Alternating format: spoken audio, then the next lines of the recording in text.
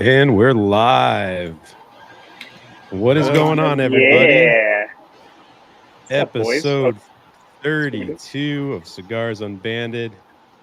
We are joined with our special guest today, Mr. Michael Piscalé of Master Your Ash. What's going on, buddy? Nothing, man. Happy to be here. Happy to hang out with all of you fine fellas. Is it cool enough out there yet? What's the temp in Vegas? Right now, I think we're at 97. Sub 100. That's something. Yeah. Progress. Nice, huh? Yeah, it's 99, but it'll be at 96 in like 45 minutes. So it'll drop pretty well tonight. Be in the 80s. And at that weather, you can feel right, every degree. Right? Mike, you smoke outside, right? Yeah, most of the time I'm outside doing reviews here. So do you have like a portable AC or something cooling you down or no? No. I have a fan right above my head. Sometimes you can see it in some of my videos, like reflecting off the boxes and stuff. But most of the time, I keep it pretty medium speed. You know, nothing too crazy. So just that, really. And then I have a patio cover over my head, you know, to try to help manage the sun and whatnot, and a sunshade. Yeah. I think he's a man, Roger. What's that? Yeah, he's a man. Yeah, he don't mess around, dude. Like, well, luckily, like, yeah, dude, hell yeah, man. I think I saw you out here. I think I saw you in your garage one episode. It must have been like crazy hot for that to be happening. Yeah, well, the thing was, the wife and I have been in the house for 5 years now, and during everything in 2020 and 2021, we outfitted the garage as a full-fledged gym. So when I was doing that, it was kind of detracting from like her clients that would come over and get personal training lessons and whatnot, because they would have to deal with the cigar smoke for a couple of days. Mm-hmm. So I was like, all right, I'll just stick it out next summer and try to just plan ahead. Good husband. Good husband. I try. Smart thing to do. You know, she doesn't get on my case for how many cigars I buy, so I try to, you know, you gotta return the favor. Battles. Yeah. Yeah. Mm-hmm. So okay, pre-light, Michael, you haven't lit up yet. Have you tried the pre-light draw? That's what I just did, but I'm going to plug in my laptop. I think that's the only thing that was missing power. Does anything familiar from that pre-light?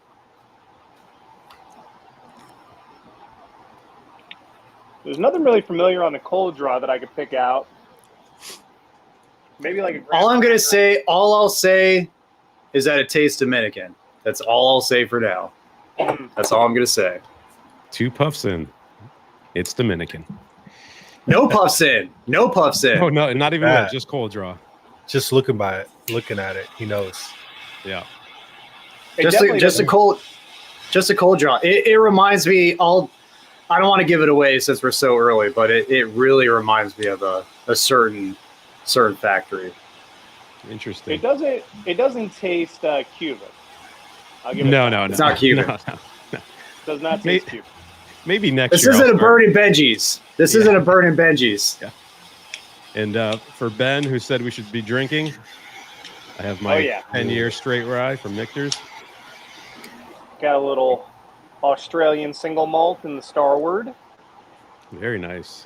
This is their single barrel edition too, so it's sherry cask, I believe, and then finished in American oak. Ooh. Okay. Felipe, you drinking tonight? Just the finest Kirkland seltzer water. Beautiful. That's the way to do it, dude. The cheap stuff. Very nice. Yeah, that grapefruit. Yeah, dude, it gets the job done. Yeah. This is definitely Dominican. Predominantly a Dominican blend. It's definitely good so far. Yeah. It's very good. Dude, the aftertaste, it's like a weird. I'm getting like a fruity note. I don't know what it is though, but it's really good. It's fruity honey. Fruity honey. I gotta turn off Discord because I'm getting notifications. From the thing? Love you. From the thing. Gotcha. Let's see. Well, let's know what you guys are smoking in the chat. It's good to see everybody here. Carpy said, "Boys." I know.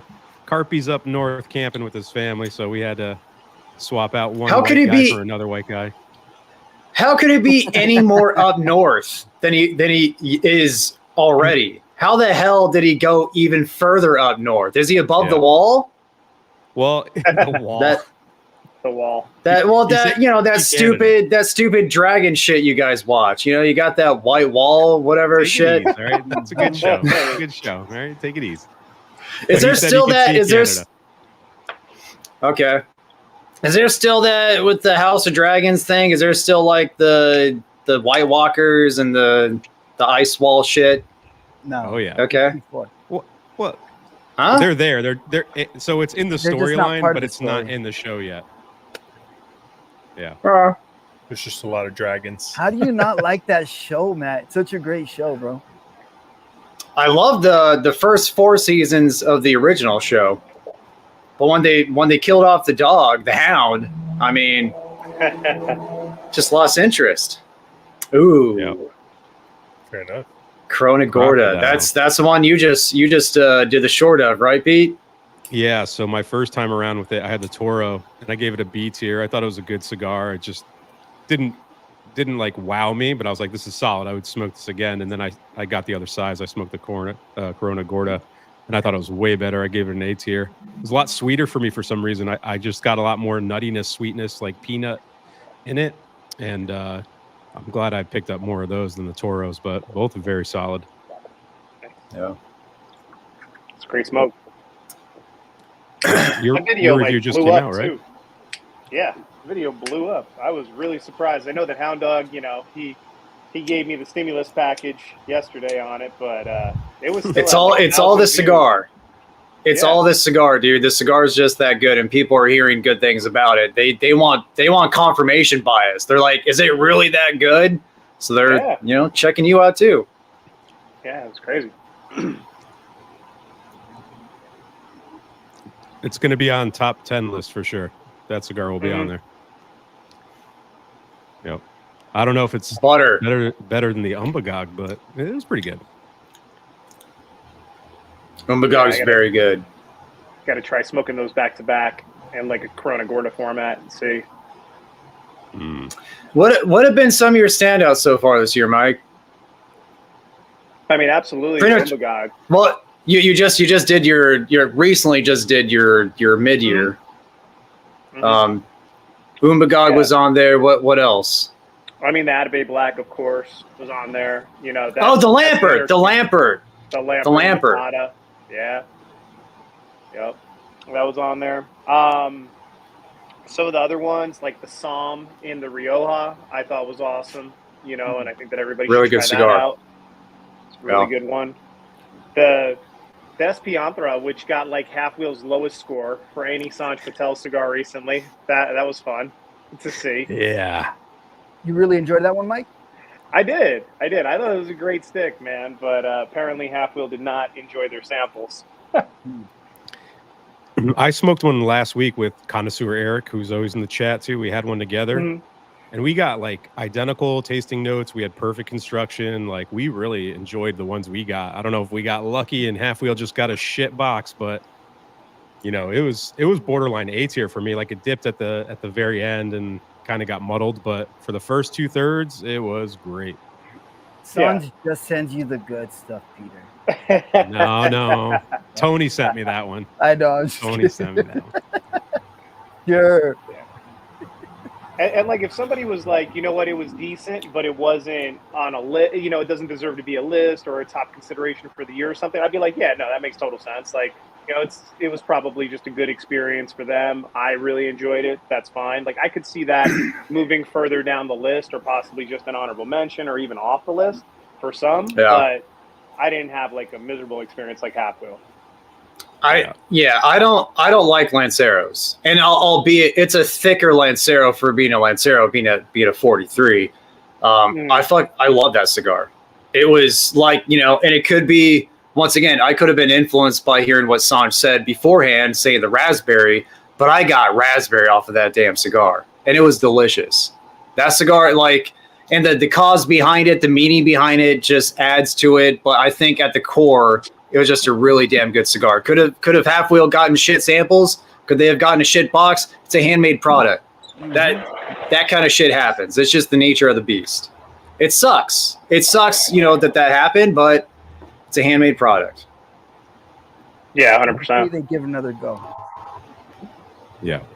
Do a redo, a redux. So do they do that? Do they ever update like the reviews? Like revisit? When they do a redux. Yeah. Like they'll have the original score, then they'll have the redux score. it's usually a lot Like of how- time passes in between, though, right? Yeah, it's from what I've seen, it could be like up to 5 years. And sometimes I've seen like a couple of years. I don't know if I've seen it like year to year, but what I've seen average around 2 years, just off the top of my head. Yeah. So how's the cigar starting for everybody? What do we get in flavor notes wise? How's it hitting the palate? We'll start with Michael.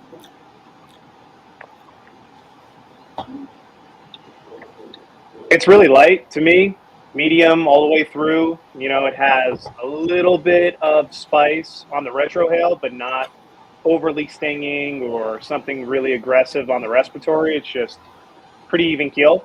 You know, there's like little hints of mixed spice, maybe like black pepper or some baking spice to it. And then as far as like the flavor, it's not as buttery as I thought it was going to be.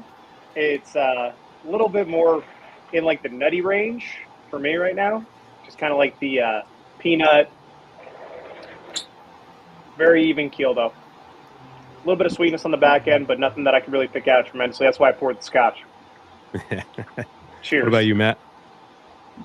Similar experience. There's a florality to the spice, and it's not that spicy at all. Getting the nuttiness, like a peanut, like a lighter nut, cashew, peanut nut, some honey, floral sweetness, not floral, but fruity sweetness, and like a tropical fruit, like a, you know, passion fruit, mango, something like that. Some butter too, a little bit of butter. I'd say mild to medium right now for me. It started off stronger, but then it kind of just like stepped back a little bit, getting into an inch here. Yeah. Felipe, what about you, man? Yeah, I gotta agree. It's the main profile is nutty with a little like sweetness, like honey sweetness, and it's delicious so far, man. It's a good cigar so far. Yeah, Roger? Yeah, man, I'm really liking it. So my draw is really, really open. So I don't know. That's why initially, like, I'm not getting much taste on my palate. The retrohale is nice though, and then after I blow out the smoke, like I have like a ton of sweetness and like that fruity note on my palate, dude. But the smoke itself, I'm not getting much from it. Surprisingly, just a little bit of spice. Yeah, very nutty, woodsy for me. Little salted butter. The spice is very well balanced. It's between that black pepper or baking spice, not offensive at all. Like full retro is great. Very mild though. Maybe a little bit medium for me right now, but I'll just say it's very well balanced. And I've had this cigar. I purchased this last August, so it's been with me for a year now. A year. Yeah. Yeah, I I went was back going to say to look. the readout that I got on it was like 58 RH earlier in the week. So I was like, oh, I got to bump this up just a little bit. Let's see what people are smoking in the chat. Oh, there's a one for Matt right there. Beautiful. Just ask Johnny. That dude's palate shot. Don't ask him anything. I like this broadleaf, man. I had it not too long ago. I thought it was very good. It's a good smoke. Mm-hmm. Mike's a big proponent of that one. I'm an advocate, man.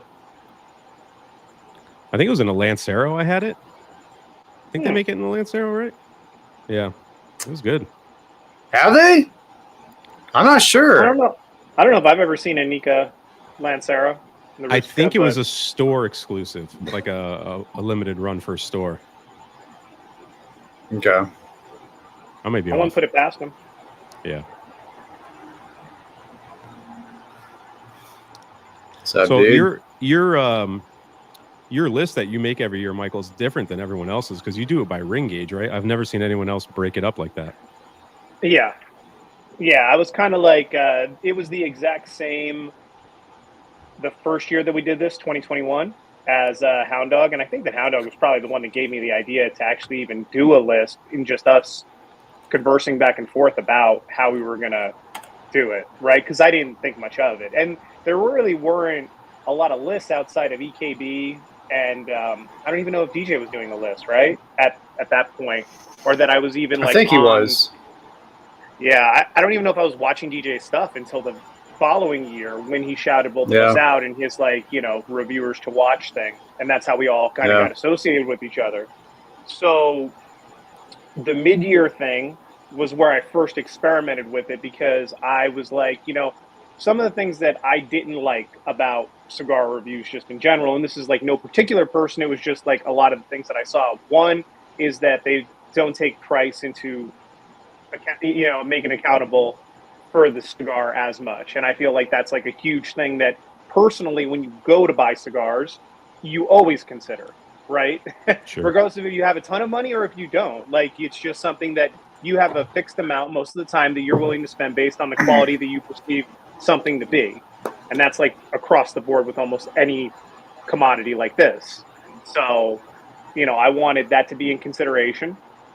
The ring gauge part was basically because I felt like it was a detractor for a smaller cigar ring gauge wise to try to compete with something larger, especially because as I've been smoking cigars for the last 25 years or so, more people smoke larger format cigars and ring gauges than they ever have.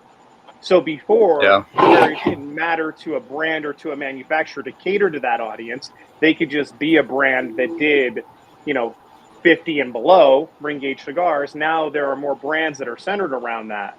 And that also detracts sometimes because maybe they make a blend that they really like in a 660 or a 554 or a 654, right? In a Toro and in a Gordo. But it just doesn't smoke as good in a Robusto or a Lancero. So they only come out with it in 3 sizes. Robusto, because they know people are just going to want a short, you know, thing. And it doesn't matter that it sucks. The Toro and the Gordo, because that's what it was blended at, right? Yeah. I'm not saying that that's what they do. I'm just saying that if I was a business person making cigars that had to sell them, I might make that, you know, that move. So I wanted it to be like, no, if there's a warped cigar like, you know, the one that we were just talking about that shines tremendously in a Corona Gorda, and it also shines tremendously in a Toro, it has the possibility of being recognized on both sides. Yeah. And has that happened before? Have you had a blend on each side of the scale? Not yet. Not yet. But might be the year. We could be looking at one. You know, it might be the year. Actually, fuck no, it couldn't be the Cocodrilo because they're both under 54. Damn it! Oh yeah, that's right. They're both under 54. Yep. Yeah. And I think everyone on the panel makes a list. Like, Matt, do you do your list on cigars that came out that year, or do you do it based off cigars you smoked during the year? It's cigars. It has to be a cigar that I smoked that year. If it's something like a really aged cigar, say like the one that Michael sent me, the 2012 My Father, that I wouldn't include that on the list just because it's not available for people. It has to be a cigar that I smoked that year that was at some point available to the public at some point that year. And I think like I do like 4 months before, like into the previous year, just in case if there's like an LE from that year that came out late, you know? Right. There's also like an honorables, like mentions, right? A lot of people do that too. Like cigars you smoked that were great, but just don't fall under a category. I just did that for the first time this year, just because I was sick and like, you know, couldn't smoke cigars. So I just like, let's just do a stupid video, honorable mentions. So I just did that. And Felipe, yours is just cigars you smoked that year, right? You don't like cut it up. Yeah, no, it's just, you know, so like last year I kept it short just because I hadn't had my channel for long enough to have too many on there, but yeah, straightforward. Same thing with you, right, Roger? Yep, same thing. I think that's kind of the best way. For sure, the bet. Like I'm gonna have the bull on this year's list, and it's an old cigar, but that was one of the best ones I've had this year. Yeah, I do it every tier, so I do like the best of the worst, the best of the D, C. I go all the way through, and then anything that makes B, A, or S is usually like good cigars, and that's where I have to like rack my brain to try to like figure out where to slot them, because there's a ton of cigars on that list, especially the B tier, because there's a lot of solid cigars. So you really got to like take your notes and try to like figure out what's going to make the list. And that's why I put everyone's like, you should start putting your tier on the picture. And I started doing that so I can just scroll and be like, what's a B, instead of like reading the caption. Yeah. So it makes it a lot easier this year for me. So it'll be a good It'll one. be easier this year for when you do that video, when you actually do a full-length video for that. Well, no, we'll see. Maybe. Hell yeah, dude, that'll be good. We'll see. We'll see. Dude, I saw. So you go, Mike. It's your show. No, you're fine. I was going to say that also helps me like throughout the year, because if I get to the mid-year list, and this was one of the reasons why I did the mid-year, because if I get to the mid-year list and I look and I see like I have a stacked 54 and below ring gauge list that I have to vet, but I have a really thin 55 and above, or 54 and above, however you want to look at it, right? I'm like, oh, okay, I need to smoke some larger ring gauge stuff like towards the back half of the year, just to make sure that I have enough to choose from. So it's also like a way that I can stay on track myself. Yeah. I saw Cigars and Smoked asked, are you going to add Habanos to your list? It's a good question. It's a great question. I would totally do it if there was one that came out in the same year or around the same year that was readily available, that, once again, how many people can go out and procure them, and, and how often do new Cubans come out? I guess there's ELs that come out annually, but yeah. I don't know. I'm not versed in Cubans whatsoever, so. Or even how can they buy real ones, You can do your top 10 fake Cubans or whatever. Yeah. Fake Cubans I smoked this year. People can easily find those. It's a good idea. So that Davidoff you bought like me, it. Roger. That's definitely going to be on my top fake list. Have you smoked it? That 2022? No, the double perfecto. Yeah. We got them in, and I was like, "There's no way this thing does not look real. Like, it's missing the cello with the barcode. And then we found some real ones like 2 weeks later, and we bought them, and they're way off, dude. They're fucking way off. Ignorance is bliss, man. We should just smoke them, and we'll smoke it on the live. We'll do a fake Cuban night or something. We'll smoke Big them first. Friday, yeah, exactly. Nice. I'm getting graham cracker now off of this thing. Yeah. Anybody else getting that kind of note? Yeah, it's buttery, man. But it's like the cinnamon graham cracker. You ever get those with a little bit of like that granule cinnamon on it? That's what I'm getting. Mm-hmm. Yep. This is good. It's getting better. What's like the weirdest note you guys gotten recently? Because I smoked that Viaje birthday blend yesterday, and I could have swore it had like Sour Patch Kid covered licorice something in it. It was so bizarre, dude. It was so bizarre. Yeah. It sounds good though, but you didn't like it? Yeah, it wasn't that good. It wasn't that good. Sounds good. Was it the Maduro? Or birthday blend gold? Yeah. It was. Yeah, was it the It gold? was not the gold. It was not the gold. Okay. Yeah, the gold's where it's at. The Maduro's where it's at. Yeah, it's like when you eat Sour Patch Kids, that tartness you get like in the back of your like throat, right around your jaw when it clenches. Ammonia? Fucking ammonia? Maybe. But yeah, I got that note, and I've never gotten that before. So you guys smoke anything recently that you were just like, how did that get in there? Mm-hmm. The frog juice, dude. I just smoked that a few days ago. I took a picture. I got to post it because you sent me that. It's unique. I smoked the frog juice, and it had like the weirdest, like the potato chip thing that I've mentioned that sometimes I get, like, but not often. It was super apparent in that. But it also had another note. I should have written it down because I remember it kind of clicked in my head, but now I can't remember what it was. But it was strange, man. I don't think I've had a cigar with like such a distinct, weird tasting note like that frog juice. Yeah. Yeah. I get last year with that Fireball cigar, man, that Play-Doh flavor from that Indonesian tobacco or whatever they used in that was the weirdest ever and the grossest. That sounds good. Ew. And as soon as you say Play-Doh, like since I have kids, it like instantly rings in my nose. I can smell it. It's like, dude, I could taste it and smell it when you say that. I'm like, oh, dude, that's right. Yeah. That's why you got to get the scented Play-Doh for the kids, bro. Because if not, it's better, Roger. It tastes better and it smells better, dude. Like, you just gotta like, you know, get a little taste. It's fine.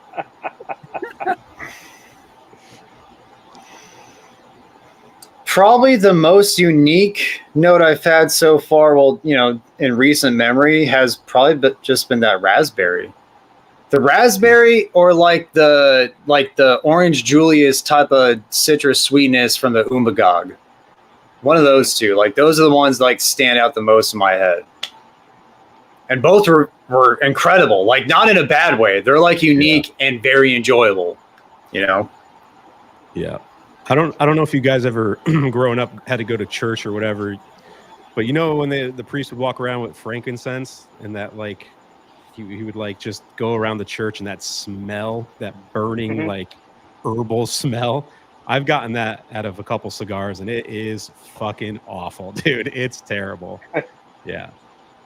I get it from that Time to Burn. I get it from that cigar. It's not a good time. The natural? Yeah, the Maduro was better for me. The natural, I couldn't get around it. PPS, dude. PPS. Has he Strong. turned around? It's strong, man. Felipe, any weird notes for you, man? Anything that just stood out to you? Nothing like this, honestly. Nothing I can think of. But I try to like stay within. I don't try to go too off. Nothing really stands out, but yeah, that sounds terrible. Frankincense. I was having flashbacks to like grade school, getting hit in the pews for not paying attention at church. Yeah. But Brandon here wants to know what our favorite Cuban is. Could be favorite Cuban right now because we've been smoking a few more. What do you got with that one, Michael? So the last one that I smoked was the Monty 2, and you know it's a classic for a reason. So that's one of my favorites for sure of all time. Anything Trinidad, a couple of Cohibas mixed in there, you know. I like them all for the most part, but those are some of my favorites. Matt, you've been dipping into it more recently. You might be the next Cuban Pete, man. You're really pushing it.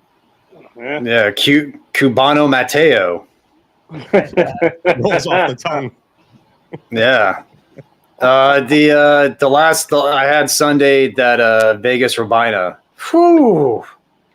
That thing was money. And Unicos, the number 2. Great cigar.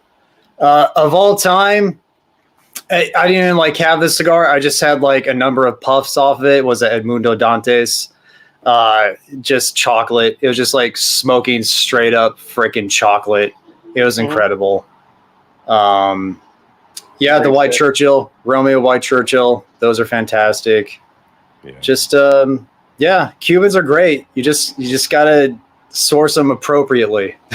You gotta know the right people, and you gotta have a decent amount of capital on top of that. What about you? And if you're getting too good of a deal, you're getting too good of a deal. They're fake. They're fake. Yeah. Yeah. That Romeo and Julieta, that White Churchill's been the best one I had. Second would still be another Romeo and Julieta. When I barely started smoking cigars, I don't know what it is, but that's it right there. Yeah. And Felipe, you've only smoked one, right? Yeah, I've only had the Bolivar Petite, and I liked it. It was an enjoyable cigar. Yeah. I mean, for me, that Siglo that I had, that Cohiba Siglo 1, that thing was fucking great. I don't know the age. I don't know. Soy Sauce Assassin sent it to me, so I don't know how long he's had it. Tony sent it over, and I smoked it. It was fucking great. And then the Monty 2 that I got sent to me was amazing. That White Churchill was fucking good too. Slippery slope, Great. man. Slippery. I can't wait till you Slippery smoke like a slope. really good one, Felipe, like one that works for you well, and it's gonna be hopefully like you smoke Blow one my that's mind. super great one day. Yeah. I don't know if you want that problem, bro. I don't know if you want that problem. You smoke one and then you start like Googling and you're like, Jesus. Start itching. Yeah. That's how much they go for? Shit. And then I click out of the browser as fast as possible. Yeah. Felipe, you haven't had a really amazing Cuban? I've only smoked one that Tony, soy sauce assassin, sent me. Someone else sent me like 2 or 3 that I still have to try, but I've only smoked one. I enjoyed it. It was good, but I know they're expensive and I know they're hard to get. So I was just like, it didn't really interest me in seeking that out. Gotcha. I Eric- smoked like 2 or 3 other Cubans that were like very bland and muted, and it's like, okay, I can see how it's so hard to find them, and if you get one and you smoke it and that's what you get, it's like, dude, screw Cubans, man. But like when you do get a good one, dude, there's just, it's something unique about them. It's really good. Well, yeah, that's what happened to me. My first Cuban I was going to smoke was that Partagas D4, and it was fucking plugged. I couldn't smoke it. I was like, I'm not chasing this. Like, someone sent it to me, and I was thankful for it coming my way, but it just didn't smoke. I was like, I got to put it down. So I stayed away forever until Sal sent me some, and Tony sent me some, and then AZ sent me some. So it's like, the ones I got from them all seem to be really aged and well kept. So I've had good luck so far, man. Eric, what are you doing, bro? You can't be smoking Unbanded number 3 tonight. He's skipping ahead. This guy doesn't play by the rules. I had Victor hit me up too, and he's like, "Oh, dude, we smoking number 3?" He's like, "Or when is number 3?" I was like, "Not till next week, dude." And he's like, "Damn." It's like, "No, Space City." These guys can't follow Dude, the rules. I'm getting like apricot jam now. It's like it's becoming jammy, like less bready, more like jam like sweetness, like apricot. It's dynamic. This is a dynamic cigar. It's really good. Super nutty still for me, man. We're getting like buttered cornbread, like toastiness to it, toasted oak, toasted coffee, like everything's just roasty. I'm getting more like, I wish, you know what? When I tested it earlier this week, I think it was on Sunday, and it was reading super high in RH. So I put it in my dry box, and I took it out yesterday. Same thing, it got really low. And now the draw's super open. And I think maybe it would have benefited from being a little bit more on the wet side. Because I'm not getting much flavor in the smoke. It's usually towards the end. But it's still really good, though. I'm really enjoying it. Seems like a few guys have said they got the silver in, so good news. Hitting the stores. I like that's a Lancero I like. Oh, second cigar? Nice. That'll be second, and you'll be getting yours soon, Mike. There you go. Just got the box in from Sonic today. Did the unboxing, recorded it. Oh yeah, fireworks, baby. Boop, boop, boop. AZ just asked the question, what is the oldest cigar you guys have smoked off the top of your head? Probably. I mean, it's you go. Mike. Well, it's like, is it the oldest that you personally had and aged all the way like up to that point, or the oldest that like you were given, or because like I've had pre-embargo Cubans, but that just happened to be like handed to me. Yeah. So just, I mean, if it's the oldest that I've ever smoked, it's probably like a pre-embargo Cuban. But if it's the oldest that I've ever like actually maintained throughout these years, I mean, like I have an Opus A that's 20 plus years old since like the very first year that I started smoking in my humidor that I still have to smoke. I have a whole bunch of Sharks from that same year, like 2004, 2005 that, I've smoked a couple, but that was like one of my major first boxes. So yeah, you're such a G, Mike. You've been smoking for so long, dude. And like, we're not even like that far. Like, I think you're just like a couple months older than me. You've been smoking for longer. like even longer than I have. I've been smoking for a while, right? You don't get all this gray hair without, some heavy Have you smoked any of those in a while, Mike? Like, do any of those age out?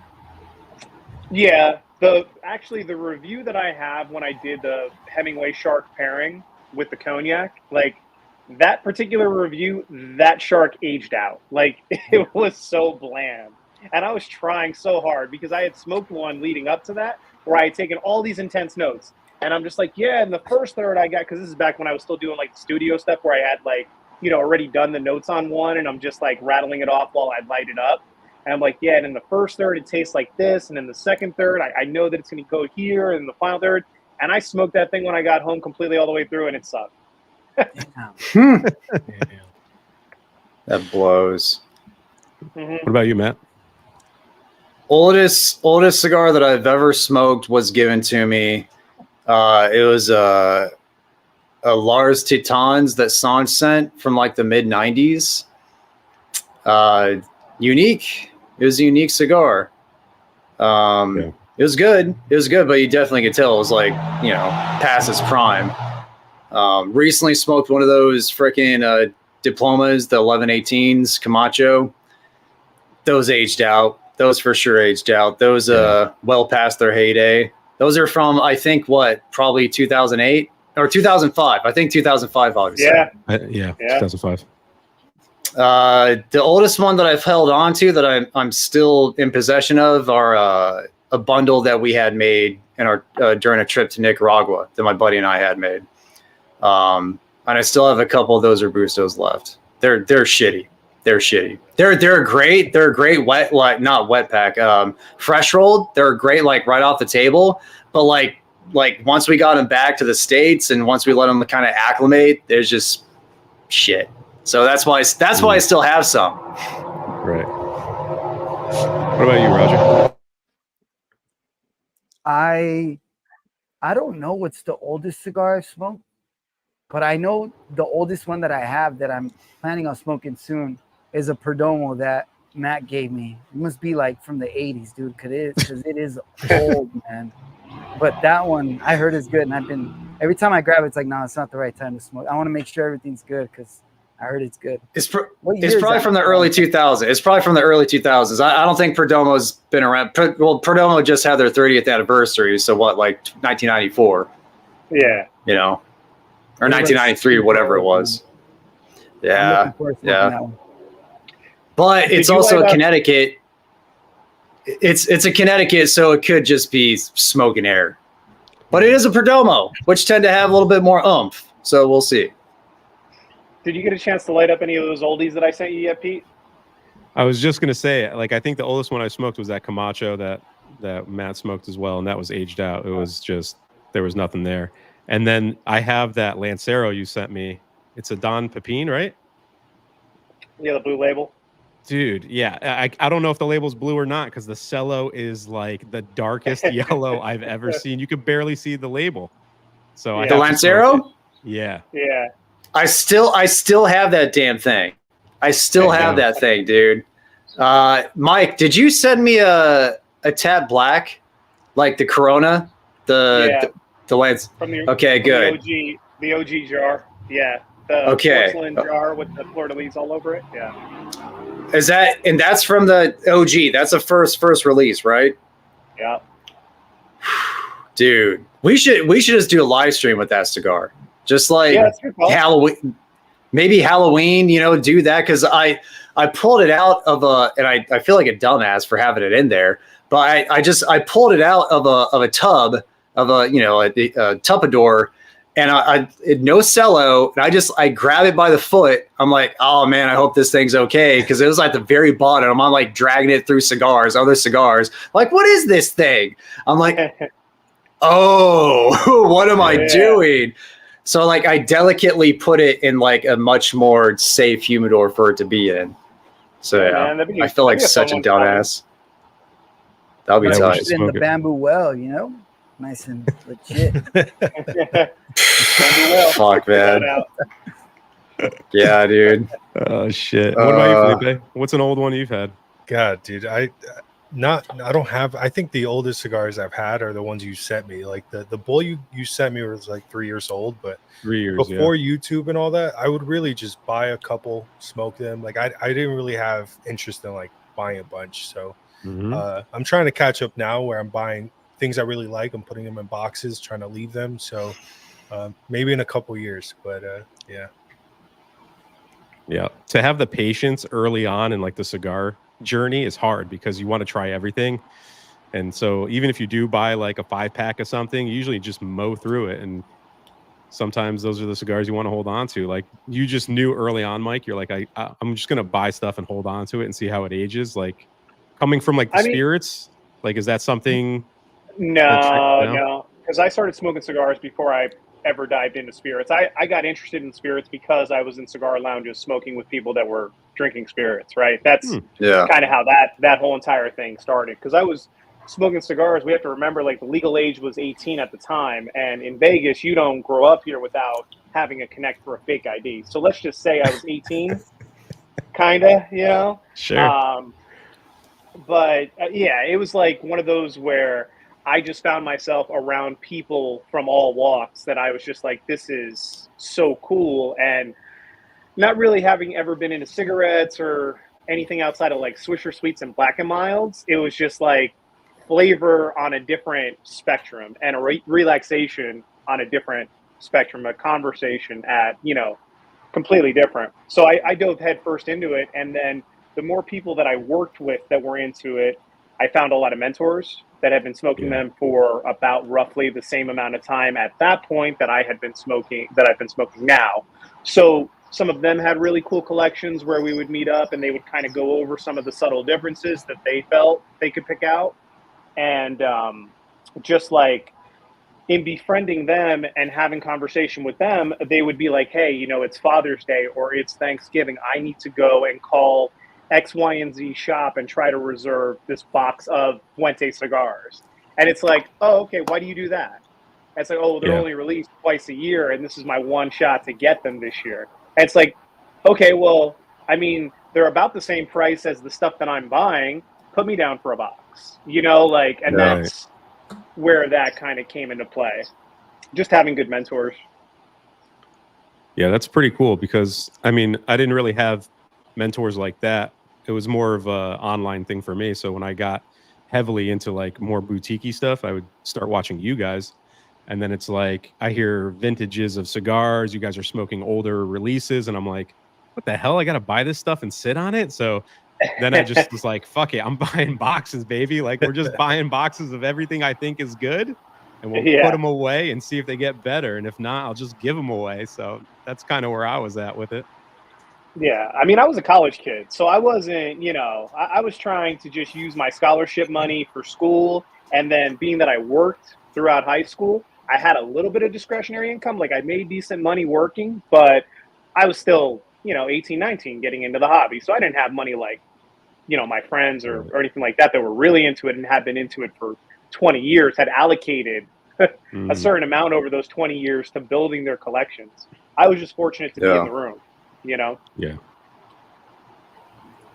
dude, when I started smoking, it's like I would buy a lot of cigars from like weed shops and stuff where they have like a little area for cigars. And I always thought like fresh was better because they would say, these are fresh. I'd be like, okay, cool. So these are, you know, it's better to get fresh ones. And then you find out like that's stupid. Yeah. What's like a cigar that you had early on in your journey that made you like fall in love with like cigars even more so? Or was it always like the atmosphere that kind of got you more into it, like the people relaxing, unwinding? Like, was that what drew you into it? Or was it like you started smoking cigars and you found one, you're like, this, like a light bulb went off, you know? I would say that, you know, in sticking with the whole mentor thing, the tobacconist that worked at the shop down the street from my house, you know, like he was willing to take the time with me and really turn me on to some stuff. So he was the one that handed me the Fuente short story. And that's probably where the immediate journey began. Because my coworker had handed me a Dominican Romeo y Julieta in Tubo at the Mirage gift shop. And that was my first cigar. And then from there, I go down to the local shop, I meet the tobacconist, and he's like, yeah, here, try this one out. Being that you like that one, let me know what you think. And then it was just like, I would just go in there, and every single time he would be like, all right, try this now. Try this now. This is a Padron 3000 or 2000 series. This is, so on and so forth. And as I worked my way into different blends, different regions, so on and so forth, like you naturally come across things that really stick out to you. And I remember the first thing that stuck out outside of the traditional like general brands and Fuente Padron stuff was Tatuaje and Room 101, because they were like the fringe dudes, and then Illusione as well. Like they were the guys that were the boutique, they were on the fringe, just coming up, and their stuff tasted nothing like what I had been exposed to. And then it coincided with my exposure to Cuban cigars, because after I had been smoking for my first year and I started to get to know more people around me that were cigar people that actually had collections at their homes where they had Cubans, then it became the exchange of that, and I was already, I guess, like my palate was ready for that experience because I had somewhat of an exposure to the boutique stuff. Gotcha. Yeah. Cool. Carpy's smoking with us. He has the cigar at his campsite right now, so he's puffing on it too. Nice. But he's getting a nice little toasty nut like coffee. Anything changing for you guys? It's getting bready for me, man. Like a buttered bread, saltiness. Sweet bread. Sweet bread. I'm barely starting to get that nuttiness. I was getting mostly like fruity. Now I'm getting a bit of toasty nuttiness on this one. It's a really enjoyable cigar. It is. Yeah. My wife texted me. She's like, I want to smoke that cigar that Matt's smoking because it sounds really good. I was like, I know. It's like he's got. I'm like, I don't think we'll taste that though. It's a dynamic cigar. It's still for me mostly fruity. It's not as jammy, so it's not as like of a satiating of a fruit. It's like it took a step back in the middle of second, third year. It's still good, but it's like it's nutty, light fruit, some floral spice. It's good. It's good. What's up, Mija?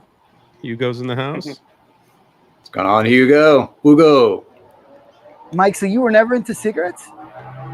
No, I tried one time, dude. Well, I tried to get into it. I tried.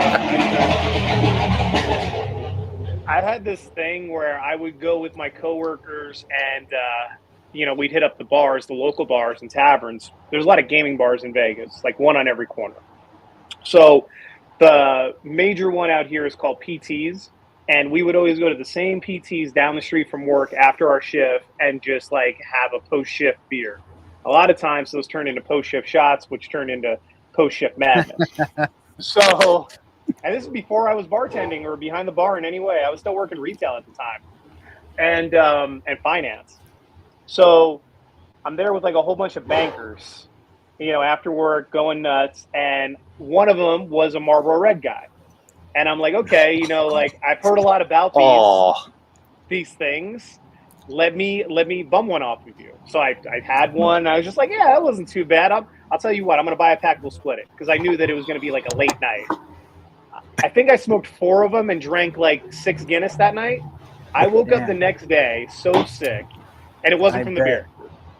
Yeah. Yeah. And I was just like, yeah, never doing that ever again. I had smoked hookah like around that time too. So hookah was okay. But yeah, any of the other stuff, now.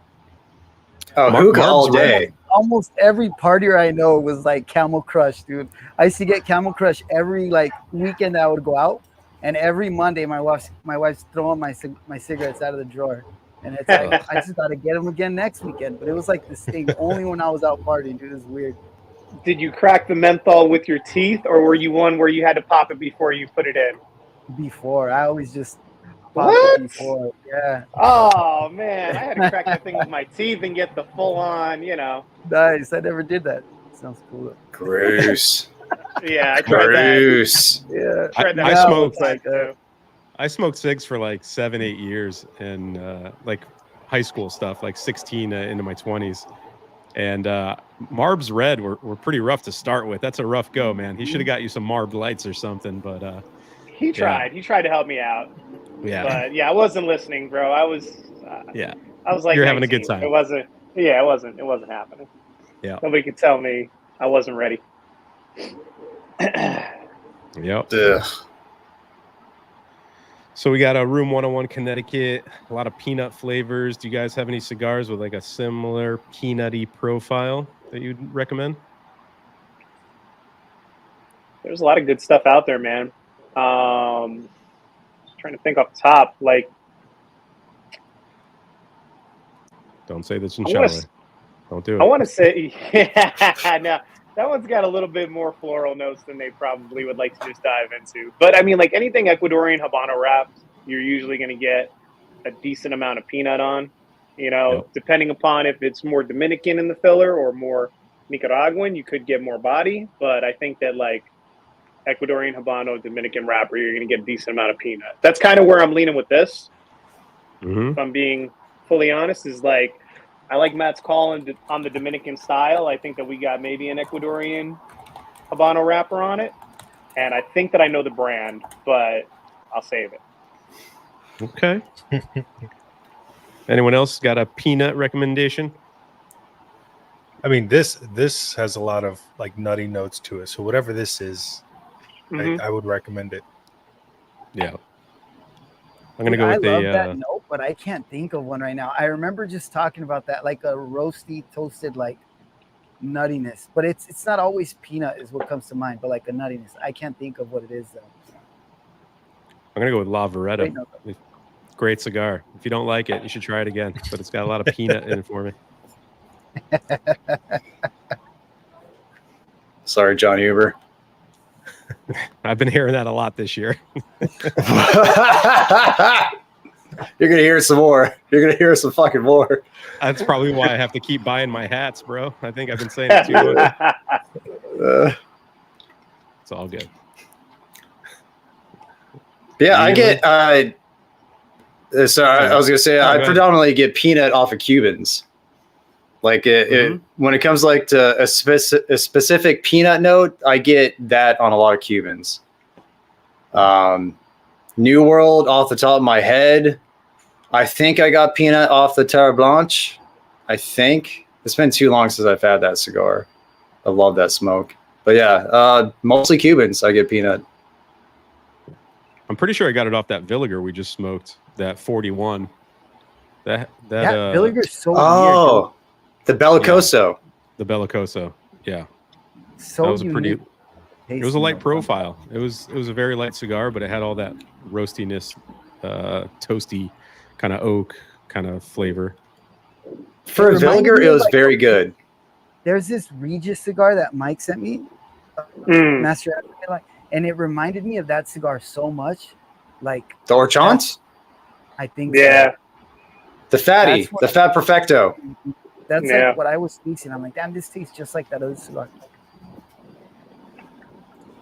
Yeah, Matt turned me on to those, man. First year that we started doing this. Mm-hmm. Nikhil's a cool guy, the owner of Regis. Very cool guy. Speaking of those cool were like guys, a little limited edition ones that I just found. What's up, Enzo? Enzo. What up, Foo? Foo. It's probably working already because this was like 30 minutes ago. 30 minutes ago. Yeah. Alchemist put a comment earlier. He's like, who's manning the chat? Hound Dog? He's like, because it's like an hour behind. Don't start with me, John. Don't start. Hey, let John run the chat next time, all right? Next time you guys go live, let John do it. I'm going to chat so much, I'm going to bombard it. Hell yeah. What's this? Talking Making two lists. I think Keelan does a budget list. I think. I know he does top 10 best and worst. I think he may have done a budget top 10 at one point. Yeah, he should make more videos. Yep. I agree. I love the guy. Love to see more of him. Does DJ do that? Because I know he's he does all the Fridays, the budget Fridays. He probably I think he budget minded. He The last year he had a special category for best budget cigar, I believe. Yep. Frugal Fridays, man. Just comb through it. You'll find them. Mm-hmm. Does he have a playlist up? I think he does, right? I don't know.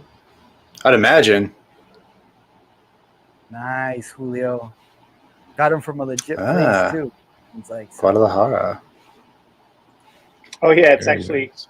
it's on his homepage. The There you best go. budget Frugal Fridays are right there. Yep. Check out Pick Jimmy. What up, Alex. Alex? Nice, man. Alex getting that crocodile going.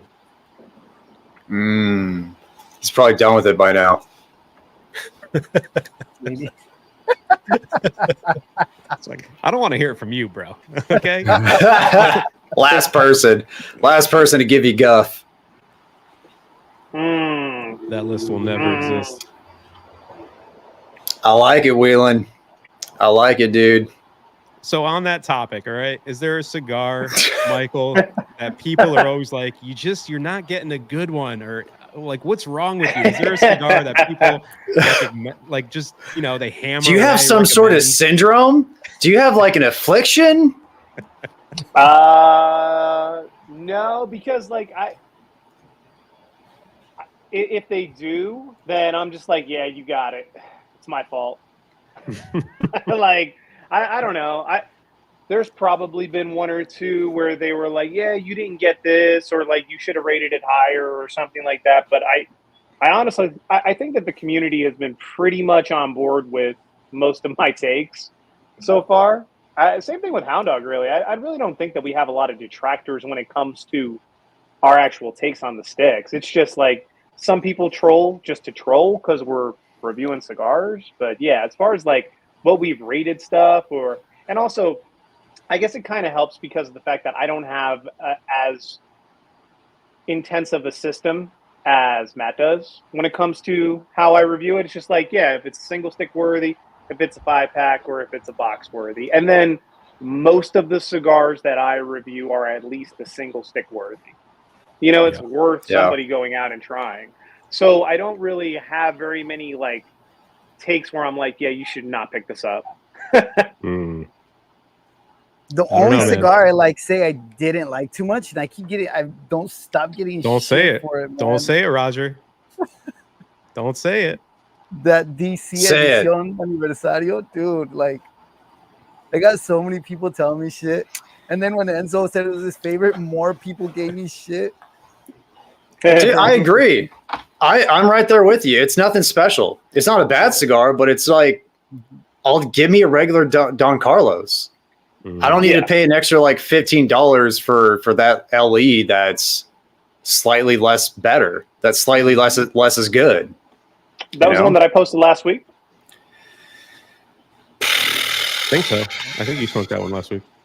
Yeah, and then I said that I prefer the regular Don Carlos too. Yeah.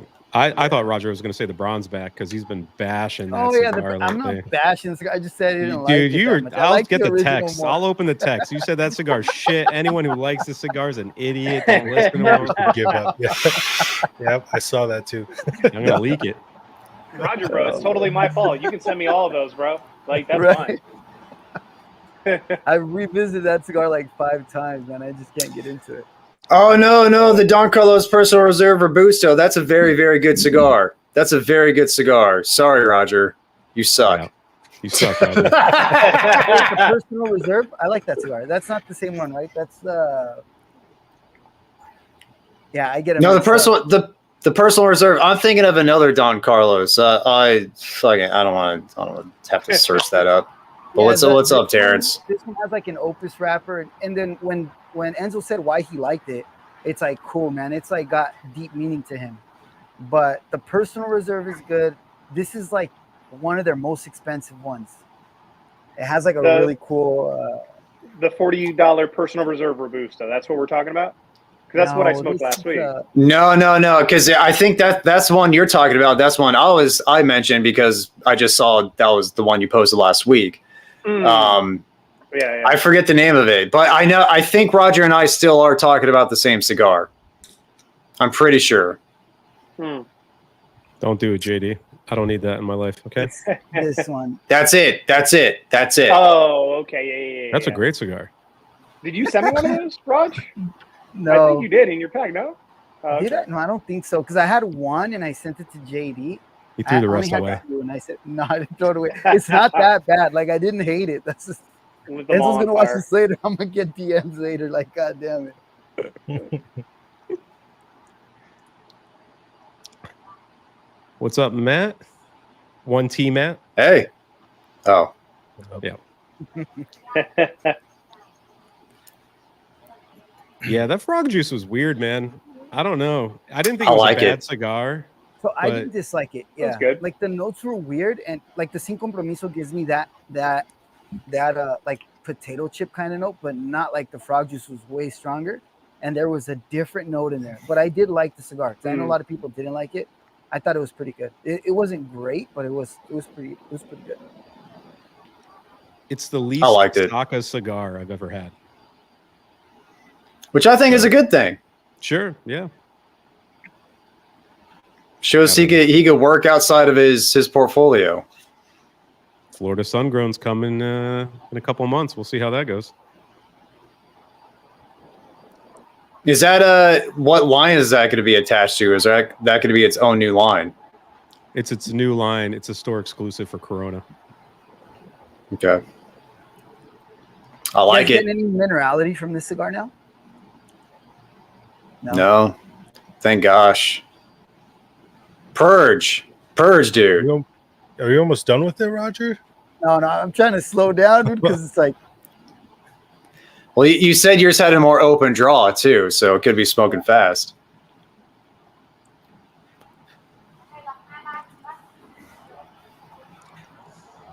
Never had a cherry. No, I'll tell you, the last cigar I had that had a ton of cherry was the Aladino. Reserva. Yeah, like mine. Reserva that I brought out for my second cigar. Great, dude. That's dope. That is dope. Really good smoke. I look forward to revisiting that one at the end of the year, see how they're progressing with a couple months of age. Carpenter said he got dryer sheets on that Tyson Habano. That's an interesting flavor.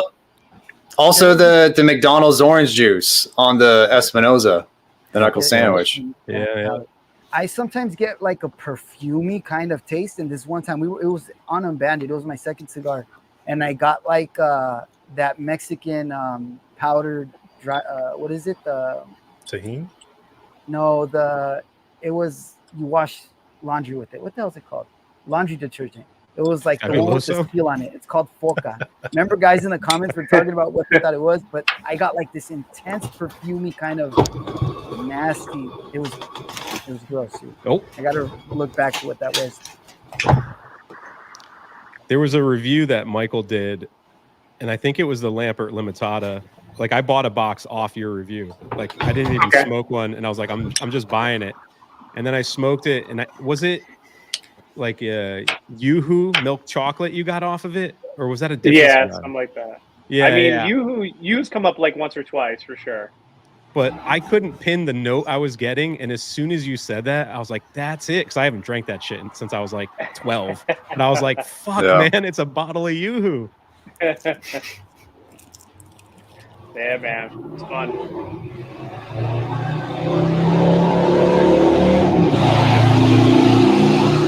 Embrace the PPS. I have. I mean, we made a whole. I mean, I didn't. Someone else on the panel made a whole fucking thing out of it, and then it just kind of ran with it, you know. Gotta accept you for who you are, Pete. Yep. Oh. There's Keith. What's up, Keith? What's up, Keith? Dude's a baller. Oh, smokes a lot of bomb shit. Oh yeah. Mm-hmm. Oh, JB smoking a Total Los Dias. Nice. Similar to the Don Derm. The Wide Churchill, I think, is the best one in that series. Space City. Oh shit! Love that. Didn't get there yet. You whenever you get. It's good to see Victor's awake though. He said to take it easy on you on the chat because you're really old. Thanks.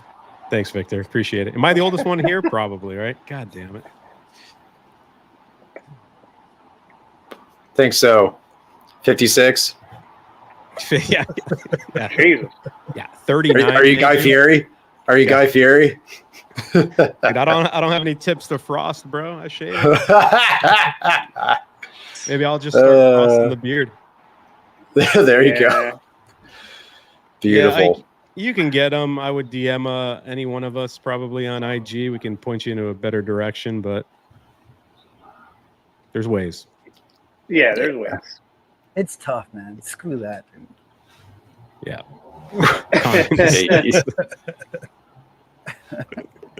Commie sticks. Dude, Cuban smoke. Sundays, baby. Yeah, that was a fun series. I'm looking forward to doing the next one. Samesies,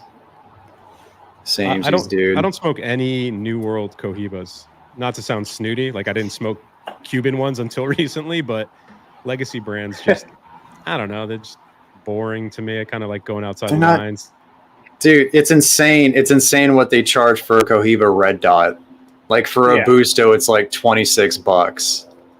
That's a maybe a pleasant cigar, but probably a pedestrian. Nah. Yeah. Sorry, General. Nah. Greg's smoking a number 5 tonight. Okay. He had a nice little haul this week on IG. He got a box of Atabey Blacks. He got some Monty 2s in, I believe. Making everybody water at the mouth. You bastard, Greg. Smart bastard, though, because those are bomb cigars. We'll be revealing soon.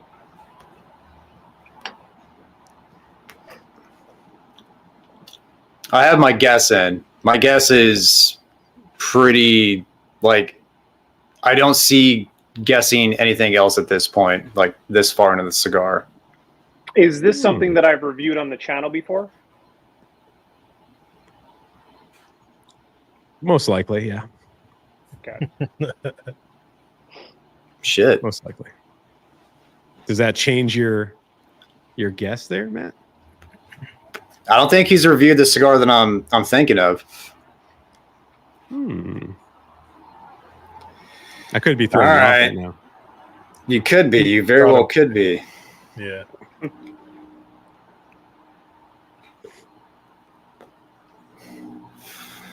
Let's see. We got an RH question. What do you guys like to smoke your cigars at? 58, 60. 62. Low 60s. I think everybody, right? Felipe, even you like them lower. Yeah, 62. Sweet spot. There's some that I like higher, though. Like the T52 Pig. That one, like closer to 64, 65. I don't know why. That just tastes better, a little bit wetter. I try to keep everything at like 65. It's really hard to get those big broadleaf wrappers to get down to. Like, yeah. Hey, there's Alchemist. What's up, John? What up, dude? He's probably sleeping by now.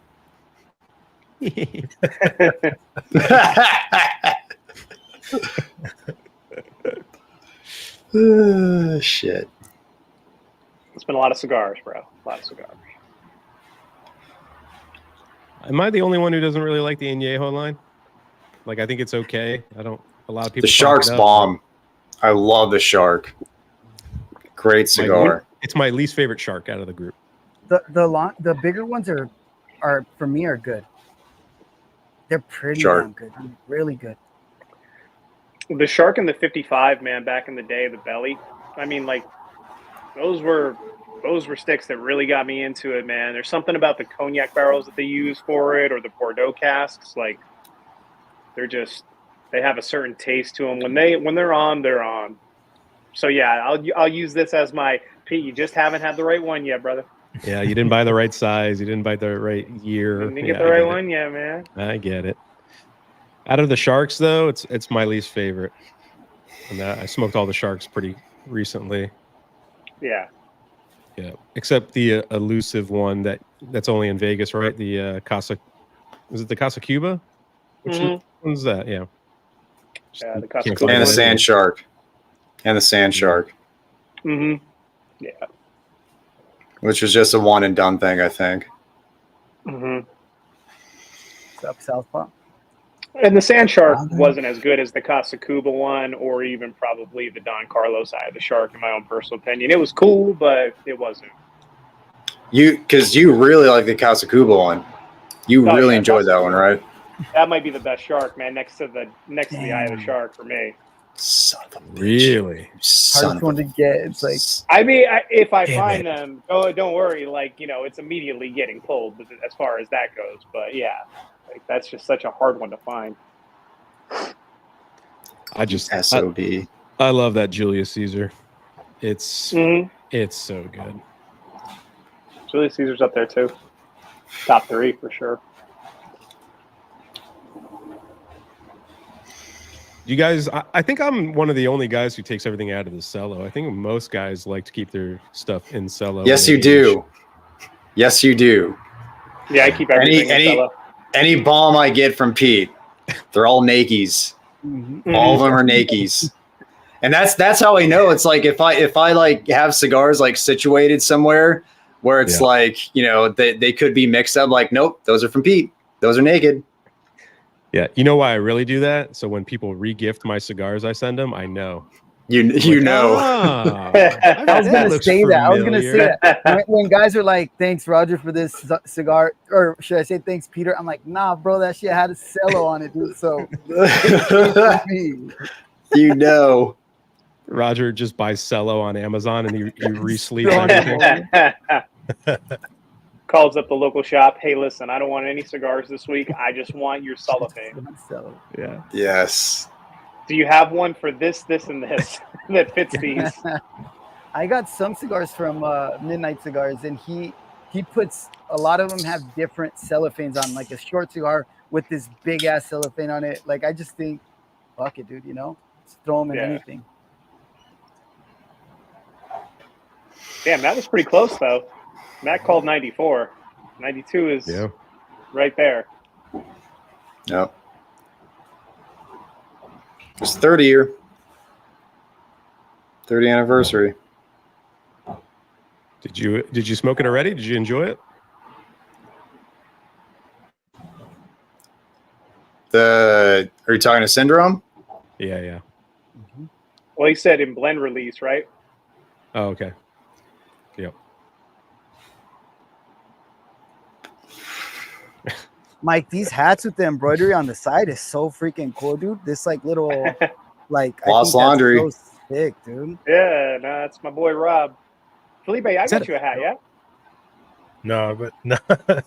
I would have been okay. No.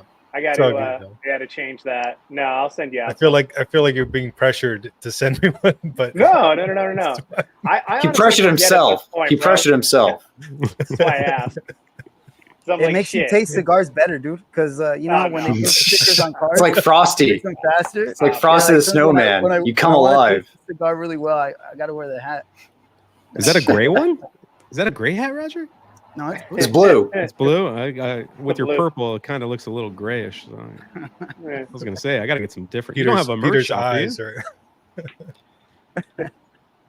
yeah, they're up there, boys. They're up there. But I got you, Pete. Whatever you want, man. Oh, this one's perfect. Let's see. So we're getting to the final third. Are you're trying to see? I'm like 2 years back in scrolling through Michael's portfolio. I don't see anything that makes me think this cigar so far. I'm towards the beginning. Like I think I'm going to reach the end here pretty soon. Where's everybody at in the cigar? We're all in the final third, I think, right? Yeah. Okay. I mean, we could start disclosing some information. Cool. Any guesses on the wrapper? I will say Ecuadorian Corojo wrapper. It's very specific. Roger, Felipe? I have no idea, man. Not the wrap. I do think they're Dominican tobaccos, but that's about the extent, my guess. Okay. Michael? I'm on the wrapper. I'm either going Ecuadorian Habano or Nicaraguan shade grown. Any guess? All right. Should we tier it now and then? Yeah. We do the tier before the reveal. So if you had to give it the Peter scale, right? If you had to do the S through F, what would you feel comfortable giving the cigar? You do the honors first, Mike. I'm going to go. I only have one real detractor on it, and that's in the final third. I felt like, it took a little bit of a step back, kind of towards the end of the second third, really, but definitely in the final third. So that would put it at an A tier to start. Mine had some construction issues. Like I lost this piece right here. But that's more so because I think it was just dry, really dry, especially coming into Vegas at the dead part of summer. So I don't want to put it against that. So I would probably be, in the B+ to A- tier on this is where I would fit it. Somewhere in between there if I was doing a Peter scale. There you go. All right, Matt. I'd give it an A. I would have liked more body out of it, like more oomph. Like in the middle of the second third, it was hitting very well. It's a low A tier for me. High B, low A. Felipe? Yeah, I'd give it an A. And I agree. Like the final third it's definitely taken a step back, but I am enjoying the notes. So, Raj? For me, it was A the whole time until towards the end. But I still think you got minerality. I got some minerality. But I did notice that way faster than you guys on this one. So, but my draw was super open. I don't know if you guys' draw was open, but it's pretty open. I'd say A. Mine was perfect. Yeah, the step back for me is going to be because that nuttiness is starting to go away, and it's just really that toasted wood right now with floral. There's a little bit of that mineral, but the floral is pretty prominent right now. So for me, I probably give it like an A- B, but we don't do minuses and pluses, so we'll probably just end up giving it an A. Okay, nice. And the wrapper, it's a Cameroon wrapper. Oh shit! Okay. Really? Okay. Okay. And for binder and filler, you guys are correct with the Dominican. Nice. Yep. I think Fuente then. What?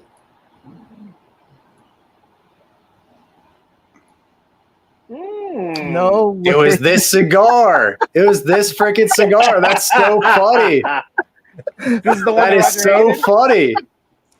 Oh my god, dude! Yeah, there it is. I didn't hate it, dude. Okay, so I remember I told Enzo I'm gonna revisit this cigar for it. Now he's not gonna believe me. Right? Tell him you can send him the video. Yeah, he's still not gonna believe me. Oh. But yeah, the pre-light, I was getting the pre-light. I was getting Fuente, and then when I lit it up, I was getting more KBF, and I was leaning more towards like a Principal. I was leaning towards a Principal Gold Band. Doesn't this have an Opus wrapper supposedly? I have no idea. Yeah, like if it's Cameroon, then no. Yeah, then no. Everybody It had to be Dominican. It's a Opus wrapper. That is so funny. What is the year on the band? Because the bands, they were from 2019. So I don't know if that's when they were released, rolled, sent out. I'm not sure what that secondary band year is. I don't know if you guys know. The two that I had different years on them. Yeah. It's probably the year of release. When the tobaccos were at least harvested. Yeah. Because I know they're no longer 2019. Like all the ones I've seen now are like 21 or 2020. So yeah, this one had 2019 band on it. The years when they were rolled. That's what Eric says. Yeah, there you go. Yeah. How That's cool, funny. Yeah, that one was good. Like, I liked it right off the bat. Nice. And I bought this box. Tell Enzo. Go ahead, Mike. Oh, I was like, I started off like La Vereda, and then I went into this Lampert Azul kind of feel on the brand. But then when the wrapper started to just disintegrate, I was like, nah, Lampert doesn't have wrappers like this. Yeah. Like Crowned Heads, maybe. So I was like kind of teetering back and forth with them. But I was like, the only paper thin wrapper from Crowned Heads that I've gotten thus far is like possibly the La Vereda. But even that isn't as like thin as this. Right. Yeah, I bought this box and I put it away. And then when we were coming up with the idea for Unbanded, I was literally just going through my boxes. I was like, all right, what can we send people? And I pulled this box out and I was like, all right, I'm going to send this one to Michael. But I really want to fucking smoke one because everyone's saying how good of a cigar it is. And I was like, fuck, I'm just going to sit on it and just wait. Except Roger. Except Roger. Yeah, he hates this cigar. But I don't hate it. I'm glad. Not anymore. Yeah. Speaking it's of just, that wrappers, follow that up with this one. What do you line it up, Mike? My Mr. London. Oh, that came cracked again. Are you just gonna stop it? Like not try anymore? Just accept it, or are you gonna let them know? No. I mean, like I took a photo of it. I'm gonna let them know. This is the third cigar that was sent out. Cracked. Greg. What are you talking about, Greg? Hey, man. I love Grumpy Old Man. It's a great movie. Never seen it. Never seen Grumpy Old Men? Dude, I'm not a movie guy. I'm very, very specific when it comes to movies. Man, I never thought I'd see the day that somebody used Matt's line on Matt. Yeah. Yeah, true. Yeah, it was a 90s movie. That's like I used to watch a lot more movies as a kid, and like that Grumpy Old Men 1, 2 were great. Yeah. Great Christmas movies. At least the first one. Waylon sent another super chat. Thanks, Waylon. He said, "Take the band off the bronze back, and Roger might like it." I don't hate it. Dude. It's just I like the OG better. I like the OG a lot better. I think who Matt, you say it right. The number 2 is hard to beat no matter what. It's like it's true. The number 2 is fucking phenomenal. It's the DC. Don Carlos. Yeah. Oh yeah. I mean, obviously the Shark that's right up there with it, but it's also 2 to 3 times the amount to buy it. So right. And that's one thing. Like when I did that review, I remember thinking because I really like the Don Carlos, and then I really like the Shark, and this cigar's. That's the thing with the price. It's like, oh, it's more expensive, and it has such a cool looking band. I'm like, this one's gonna be so good, and yeah, I think I was super disappointed. But it's like the price thing doesn't matter because the regular DC number 2 is so freaking good, man. The Shark is really good, but a lot of the regular Don Carlos line is just really, really good, man. I smoked one that Matt sent me that was like this little tiny one, and I usually. They burn harsher, so I don't really like small cigars, but that one was freaking good, dude. It was a tiny cigar. Yeah, that probably had like 5-6 years of age on it. Yeah, it was great. Don Carlos aged beautifully. Yeah. Matt, what was going to be your guess on the cigar? The Principal Gold Band. That was going to be my guess, and that had Ecuadorian Corojo wrapper, Dominican binder, Dominican and Nicaraguan fillers. Yeah, I was surprised, and I just thought it was so funny that we talked shit during the live stream before revealing it. My poker face is getting better because in the first episodes, people would be like saying shit, and I'd be like, I don't know. Next comment. Covering your mouth, like taking a drink. The beard hides it, The beard. Yeah. There you go. What else you guys light up? No, I got the. right? Aladino, the new Reserva. Num num num. Yeah, I think I'm just gonna go get a bronze back. That makes sense. Things already starting to fall apart. Be right back. All right. Don't waste time on bad cigars. I got That's so. right. I always, every time I go to grab a cigar, I'm like, I kind of want to review that. This cigar I saw, and I'm like, I'm never going to review that. And I've had it for a while. It's a Fratello, the Boxer. It's, it's like okay. Huh. You sent me that. So, yeah, I was like, let me just try it. Live review. You sent me one of those, Felipe. Yeah, that's I got two because I was like, I want to try it. I've never had any of their cigars. Have you guys ever tried any of their lineup? I've never smoked one. Fratello? I've met the reps. Oh yeah, because you ran into him in a shop in Connecticut, right? Yeah. Which was kind of cool because they recognized me, which was weird. And then they were like, "You want some cigars?" And I was just like, "Yeah, sure." And they gave me a bunch of stuff. So I haven't smoked. Wait, they recognized you before, like after Unbanded? This was recent? We were doing Unbanded already. Oh, okay, because I was gonna say, like, how do they recognize you prior? It's just like, Yeah. Let me see your hands. Yeah, I know those hands. Hey, how do you hold that Yeah. cigar? Yeah. That's how I try cigars out when I go into a walk-in humidor. I just grab them and I look at them.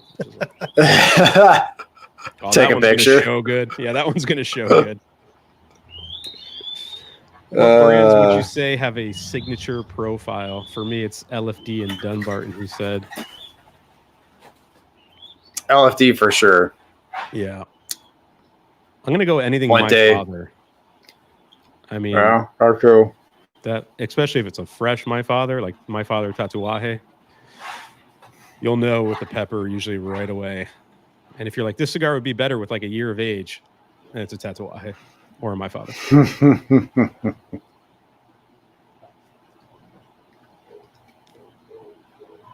Yeah, Dunbarton, just because he uses so much broadleaf, and you're just like, okay, that's that's the glue that binds a lot of his blends. Yep. We got the HVC hot cake Habano for peanut notes. Okay. Shit. And someone backing you up. Lawrence is backing you up with the peanuts on the Blanche. Oh yeah. You just smoked the crocodile today too, or yesterday, either early today or yesterday, and he loved it. Has anyone smoked it yet and said it was pedestrian, if you will? I don't think so. So far, no. So far, just one shithead giving it a B tier. He smoked the wrong size. He should try the it's much better. We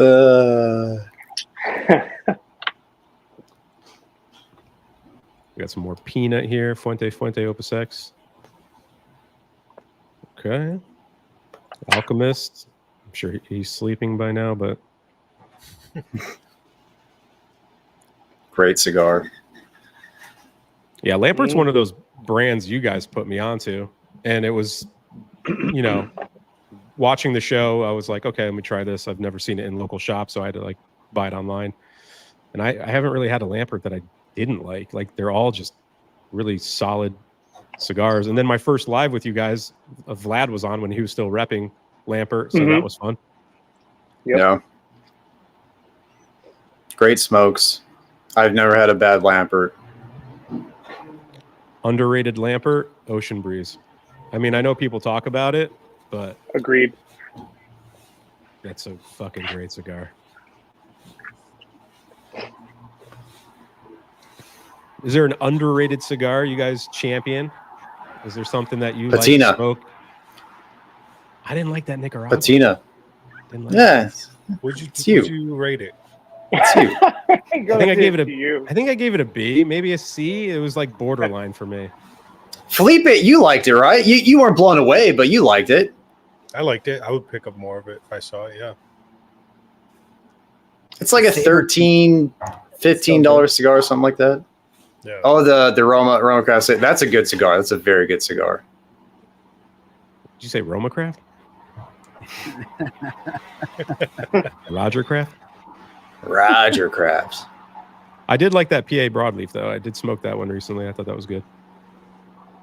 Yeah, I think the Roma has some decent ones. There's something that's a brand that has a profile. Like if you smoke a Roma, it's in that same vein of like Dunbarton. Yeah, very much so. For sure. Skip has Signature. Skip has a Sig. Yeah.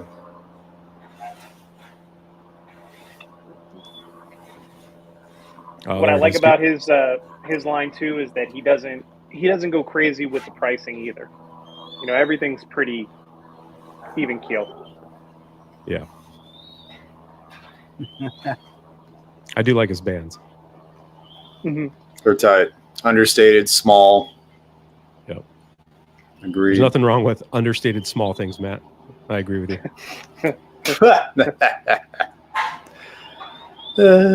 Shit. Is any SP not box worthy? Depends on your profile. Mm-hmm. I think the RS88 stuff's more up my lane. The Maduro and the Habano are the ones I liked more so out of the portfolio stuff, but I know Matt loves the red. Love the red. Roger, I like black. I think you're maroon. The red is so good. Yeah. Are those birds whistling? Yeah, they're baby mourning doves waiting for their mom or dad to come back to feed them.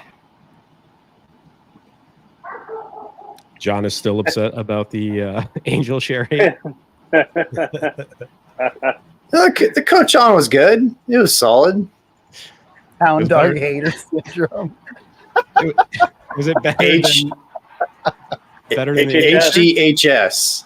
The angel share is a freaking great cigar, man.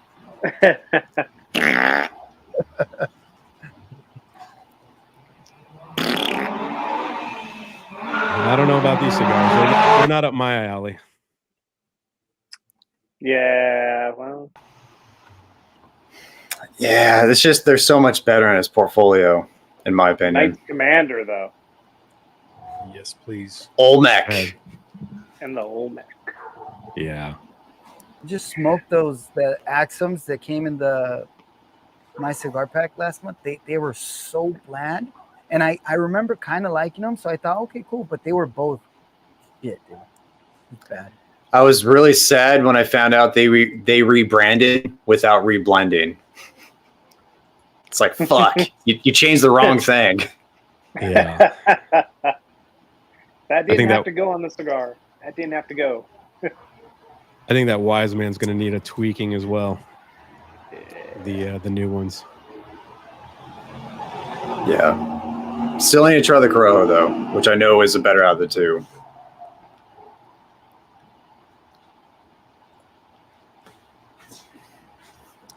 Javi's got me working all day, man. He's been burning me out. I make these little spacers for Humidor trays with my 3D printer.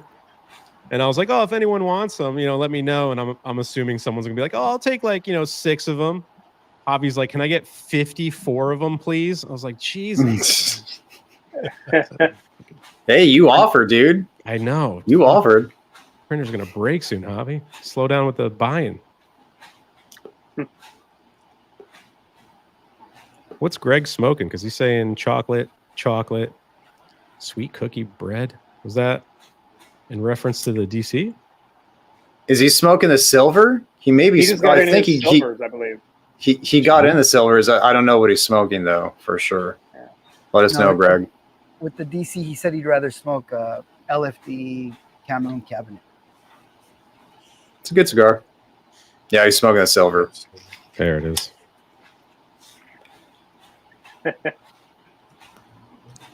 Yes, Eric. Sorry. Dang, this thing's burning freaking. Look at this thing. Oh my God, Roger, you just lit that thing up, dude. It's impressive, dry. man. It's dry.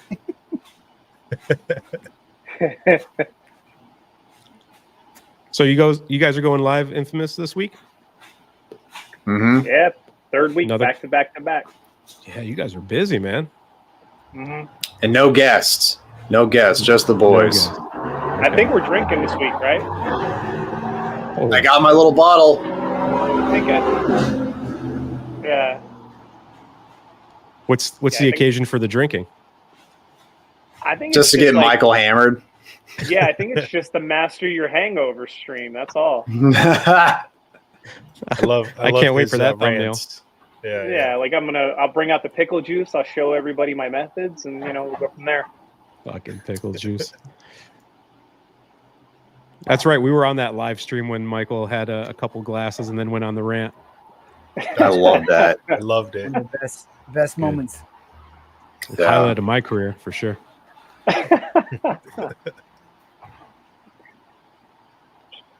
Yeah, I think what was I drinking? I was drinking mezcal that night, right?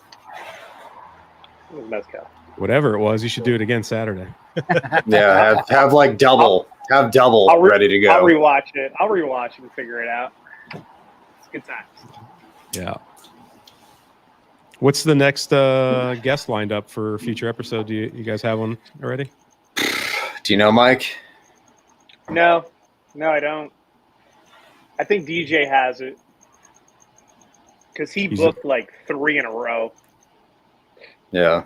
He's the showrunner. He was this past month. Like I reached out and set up the thing with Black Label, but past that, DJ, like he fired back with everybody, so he's lined it up pretty good for the next month or two. Yeah, he handles it well.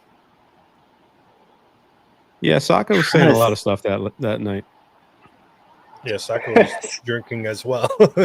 Yeah, Saka was a little in the weeds a little too. Saucy. Oh boy, that was funny. Yeah. I love the God of Fire stuff, man. I almost prefer it to some of the Opus stuff, and it's easier to get. I've only had the Series B.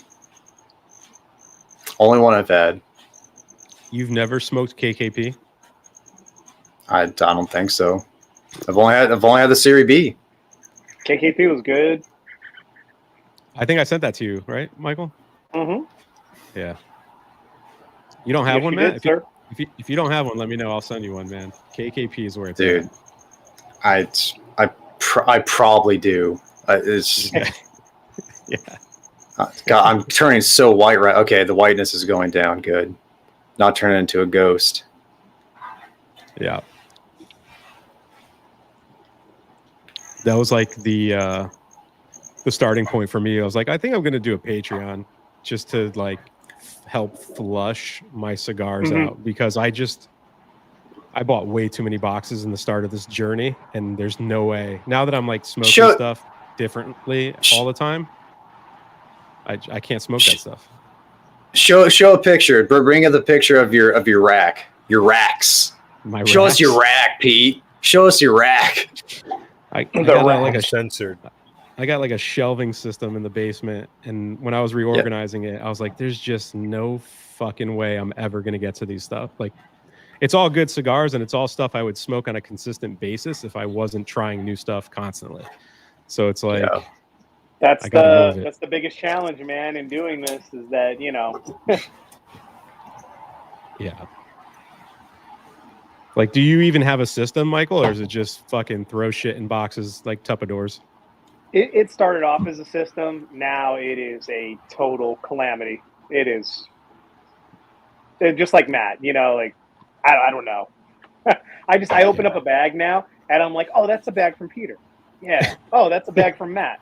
Oh, that's a bag from DJ. Okay. Like I have stuff sectioned up there, but I have to look at it because I don't remember where, in which Tupperdoor, in which Igloo cooler, in which humidor I put them. I mean, I have like 6 humidors. And that's what Peter has. Yeah. Look at that. I mean, it's labeled and it's kind of organized, but there's bins that are just like fucking... just dumps, I just put everything in them. I write mixed sticks on it, and then I just forget about stuff. Dude, Whelan wants to get on the next Burn and Benji's. He is certainly qualified. Let's get him on, dude. Who lives nearby the racetrack? Me. It's called Lake Forest Boulevard or Street. I don't know what the hell it's called. Yeah. Drive. Lake Forest Drive. That's what it's called. I don't think I've ever had a blue. No. Roger, which one? Imagine my surprise. Who loves a Cohiba? They had it at the top of their list last year. Gringo. Gringo. Oh, that's right. Which one was Because it? I remember It was it was a Royale. So it was a Royale. Because I remember you telling me, like, yeah, my friend Gringo, he says he does not have the same palate as you because you love that cigar. That's one of his favorites. He was crushed. Yeah. He was My "Damn palate it, was I just crushed." Found out that he's like, me and Matt may not like the same cigars. I was like, yeah, it happens. I gave Roger that idea for a series, and he just never came through with it. I was like, there needs to be a reviewer that needs to smoke everyone's number one cigar on their list, and then make a list out of that. Like, That's tier a it. dope ass video idea, dude. The I'm just consensus. lazy, man. He told the Yeah. lazy guy. Take like 10 reviewers, take their number one cigar for the year, smoke them all, and then make a little series out of it. Let's have Carpy do it. He'll Yeah, do that. He'll, in like a he'll week. do it for sure. Yeah. right. Do a shootout. Carpy Do a shootout. Oh yeah, that'd be on brand. Yep. The reviewer shootout. He'll make us submit the cigar though. He won't It buy was it. like I know. best cigars from the best reviewers, something like that. I Yeah. smoked 2 of them and then I didn't, and then I just stopped.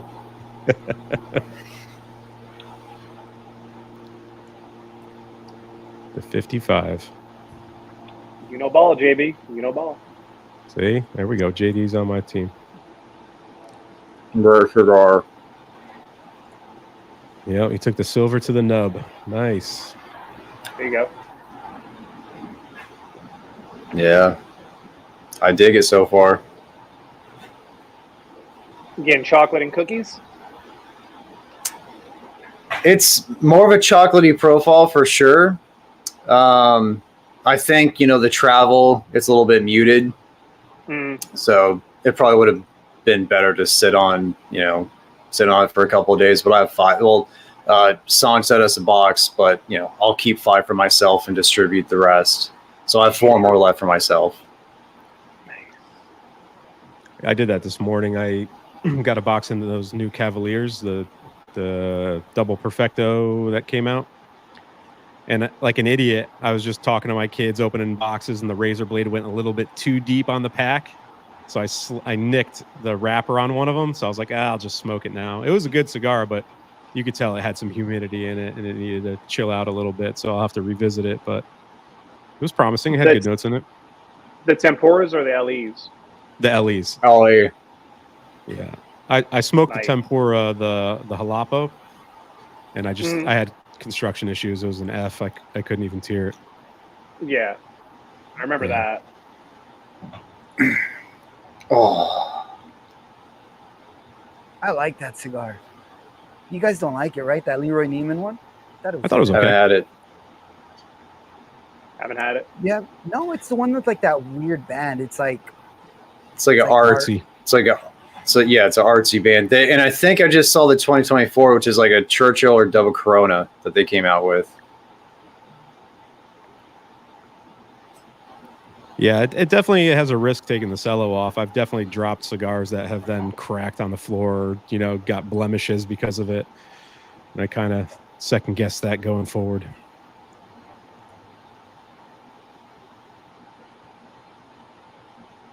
I always you had bring- this question too. Go ahead, Roger. Read it. Let me get a drink.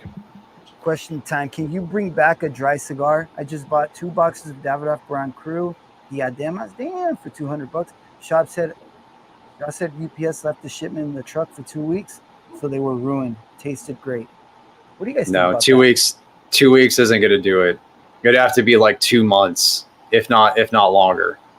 Especially if they're sealed in the cellophane. They're fine. Like You're if they're in good. the low 40s for a long time. Like Yeah. Yeah, so say like I don't know what number, like what percentage, RH percentage, but say if a cigar just has had no humidity, has just been sitting out for 2 years, and it's just dry. It's just like you put the humidimeter in, it reads like 10%. There's oils inside of the cigar and on the wrapper and the tobacco everywhere that are flavor. The flavors in the oils. Once those oils dry out completely to that extent, you can't bring back that oils that's been dissipated. You can't put it back into the cigar. You can make it smokable. You can make it smoke more nicely by putting it into a humidified environment for a certain amount of time, but you're not going to bring back the flavor. Just can't do it. And that's a newer cigar too, so it's not like, I mean, those just got released. You're fine. Plus, it's a taper tip.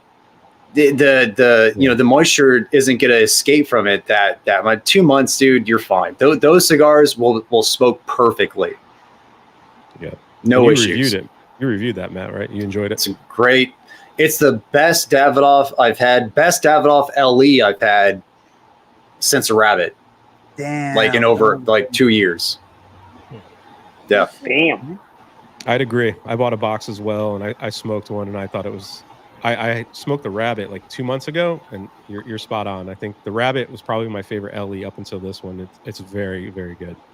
Nice. Tiberius. Is it $57 good? No. But is it $200 for a box good? Is it $20 good?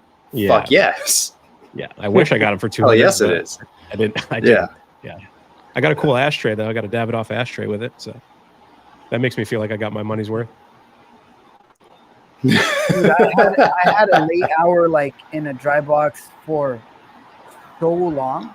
It was a small one, and when it was super freaking dry, even when I cut it, it like completely cracked, and I thought I don't want to throw it away, and it was not good, man. I remember that's when I started kind of freaking out about all my dry cigars, but yeah, that one was like extremely dry, and it stayed dry when I smoked it.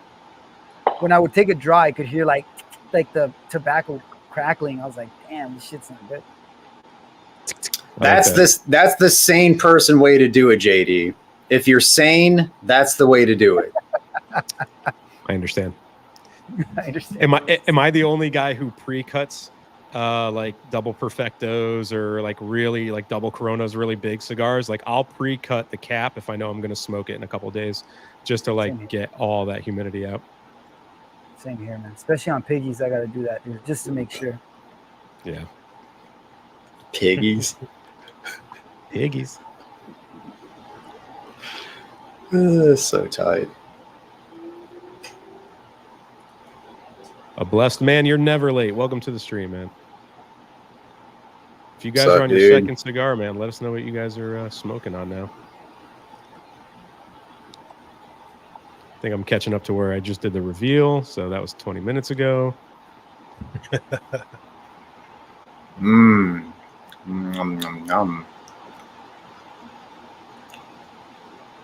Yeah, poor Greg, man. He's got to have everyone unban those cigars, uncello them, unban them, reband them. He's doing got some work, dude. Yeah. You guys got anything in the dry box you're looking to review this week or upcoming? Yeah, there's a Cohiba, a very specific Cohiba that I have waiting for the 80-degree, hopefully, weekend. Ooh, okay. Yeah. So I'm looking forward to that. Dope, then dude. past that, I have the Cameroon Reserve by Aladino. Still have to get through. I'm getting just as much cherry the second time smoking this than I did the first time. Nice. It's very good. I don't know how they do this Honduran and Cameroon so well. Like they just nailed it. Like there's nothing wrong with this wrapper. Like it's perfect. They know what they're doing, dude. They absolutely know what they're doing. Thank gosh there's a family that knows what the fuck they're doing with Honduran tobacco. Because speaking of Davidoff, what they got going on with Camacho. Come on. Yeah. Come on. I mean, outside of Aladino would be Plasencia with the cosechas. Mm-hmm. True. Good point. Yeah. Except that 151. Ugh. Do you like that one more or the LE, Peter? You're talking about Aladinos? Mm-hmm. They're different cigars, man. They're different cigars. Like this one, I get fruity, fig, cherry, woodsy, like that, and then that Honduran, like earthy note. But the 23 LE for me was like nutty, baking spices. I mean, I rate them both like SA. Like they're you got to get your hands on them. I don't know if you can find the 23 LEs that easily anymore because it's been passed, but I think they're both phenomenal. I think it's cool that they're that different too, which it makes sense. The blends are different. They're both Honduran Puros, just the Reserva uses Honduran in the binder and filler as well. Right. You get variety that way. You get a different experience, and they're both high quality experiences that are different, which is great. Yeah. Felipe, you haven't smoked the Reserva yet, right? I smoked one. It was pretty fresh. I enjoyed it, but I'll take an LE any day. So I'm letting it rest. I did buy a box though. Ooh, okay. The Reserva needed a couple of weeks because I had one fresh when they first came in, and it was okay. I had another like a week later. It was a little bit better, and then the one I reviewed was like a couple weeks sitting, maybe 2 to 3 weeks, and that was money. So they needed a couple of weeks. You smoked any more of those chef specials? No, Hey, easy. but Mike, you got one coming your way, buddy. The rest of the new wave guys do. Keelan, he'll be getting one, so that'll be fun to see his reaction. Did you send them singles or did you send them 5-packs? I should have done 5-pack. I should have done fucking 10-packs, boxes. Watch, I'll like really like it. Like after all the shit that I've been talking, I will really like love it, dude, and I'll be like mad if I need to buy the box off you. Dude, I had one that was really, really good. But that was 1 out of 6. That was 1 out of 6. The rest were just ass. Oh boy. The first one I had was really good. I thought it was gonna get better. But then the other two I had weren't as good. But the first one I had, I actually really liked it. I think soy sauce. I think he really liked it. I watched his review. He really liked it. Because people don't like it. It has potential. It has potential, which is why I'm holding on to him. I haven't thrown him away. I want to throw him away. No. I'd give him away. Use him as packing material. Yeah, dunnage. Yep. Fill those gaps. Is better than Honduran Cameroon. Who does African Cameroon like really well? There's such a small sample size of Honduran Cameroon. Sure. I mean, obviously Fuente. I mean, Fuente. Yeah. They're the king of Cameroon. Don Lito. Don Lito's still African Cameroon. I have that in the dry box because Fred's always talking about it, so I finally put one. I think only the binder. The binder's only Cameroon on that cigar, I believe. Yeah, you're probably right.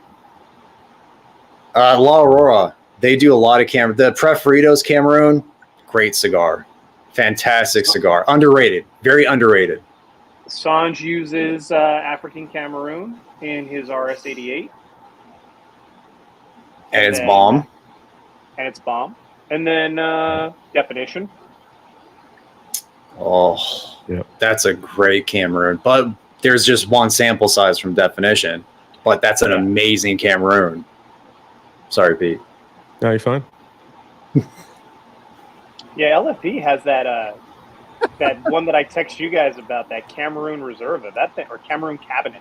That was nice. I got to get that thing on the channel. It reminds me, I got one dry box. It's a good cigar. So we can look forward to cigar number 3 next week. Thanks, Eric. Thanks for the heads up, man. He's our QC guy. Yeah, he'll be doing number 4 next week and let us know on that one too. Be a week ahead. Always a step ahead, Eric. Yeah. Let's see. A posh mall in Miami. Okay. $85 for DC Sharks. Oh my God. In I like that Miami cigar. too. But I don't like it that much. Yeah, that's crazy. I want to pay half of that for that cigar. Yeah.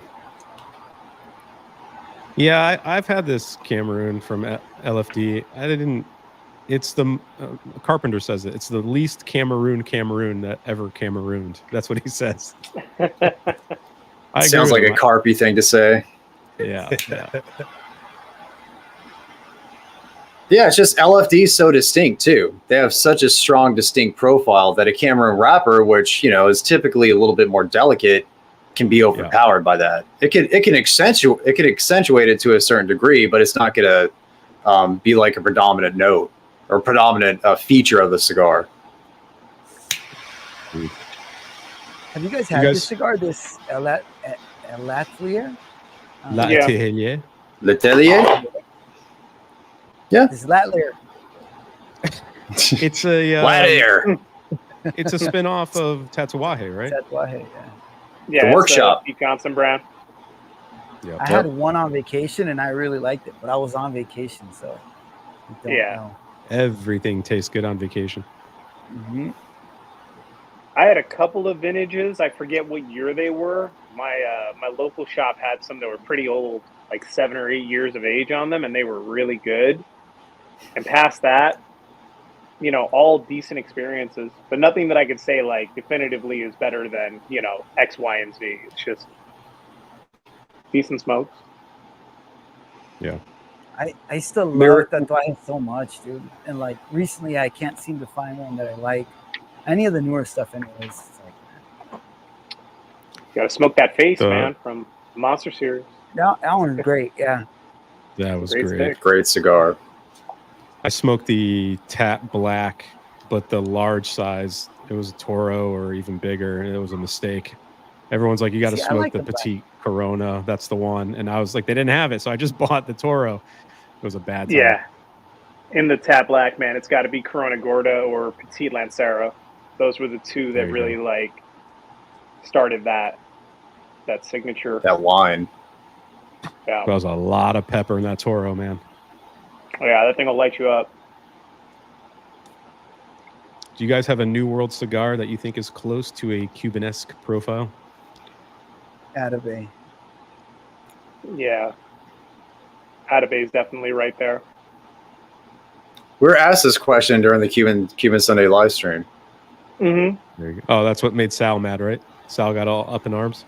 Yeah, the hat just started. He gets It just closer and the rises. hat start. Yeah. Hands go. Why? What did you guys say? He doesn't like the boxing in, I think. Yeah. Yeah. He's like, just let Cubans be Cubans, let Nicaraguans be Nicaraguans, Dominicans be Dominicans. Cuban purist. Yes, and there's nothing wrong with that. The Regis, the Slexin Orchant, Mm-hmm. Cuban-esque as hell. Very much so. Casa Cuba. I'd say the Cocodrilo. Yeah. That's pretty Cuban-esque. Coco's got some notes. Mm-hmm. The that Davidoff too. I thought that Davidoff had some nice notes to it. Sticking with Diademas? Warped. The Diademas, yeah, the new one. Sticking with Warped. And no, not the Oso. Chisale. But the Oso's a little rich. It's a little rich, but the Upper Realm by Warped. Very Cuban-esque. Very Cuban-esque. Damn, that also is such a freaking great cigar, man. God. Mm-hmm. Great cigar, man. I seen a box for like 200 something, and I was thinking about it, and it wasn't selling. And I was like, oh, should I buy this box? And then it sold out. And then, of course, after it was gone, I regretted it because I really love that cigar. Bro, They're gone. Gone. That's like, if that's a Cuban, that's like a Bolivar or like a friggin' Party Series D number 4 from back in the day. That thing is like, it's got that. that extra like oomph that we were talking about with the cigar that we smoked tonight, that's what the El Oso has. It has that. It kicks it into that extra gear, man. Yeah. It's a good cigar. Slept on that box. Lawrence preferred the Toro as well. So gotta try the CG. Mm-hmm. What up, Jay North? Yo. Grab one of each, man. They're not bad in either size, but you'll find one you like better than the other. Yeah. Do we? Different smokes, different folks. Yep, Costa Rica. Yep. Some of them, yes. You also have Castagli, right? Yep. Coming from the same factory. Yeah. Another one that we really don't talk a lot about, but is in that boutique kind of, they don't really miss too often. Get the Pony, man. That's so good. Pony Express, baby. Dude, that's a great cigar. Yeah. That Ocean Breeze is a little Cuban-y, a little bit. It could have a little bit of those features. I can see that. I smoked Does that have Costa Rican in it? The Ocean Breeze? I think so. I think it's Dominican and something else. Might be Peruvian. Feel bad. I just reviewed that not too long ago.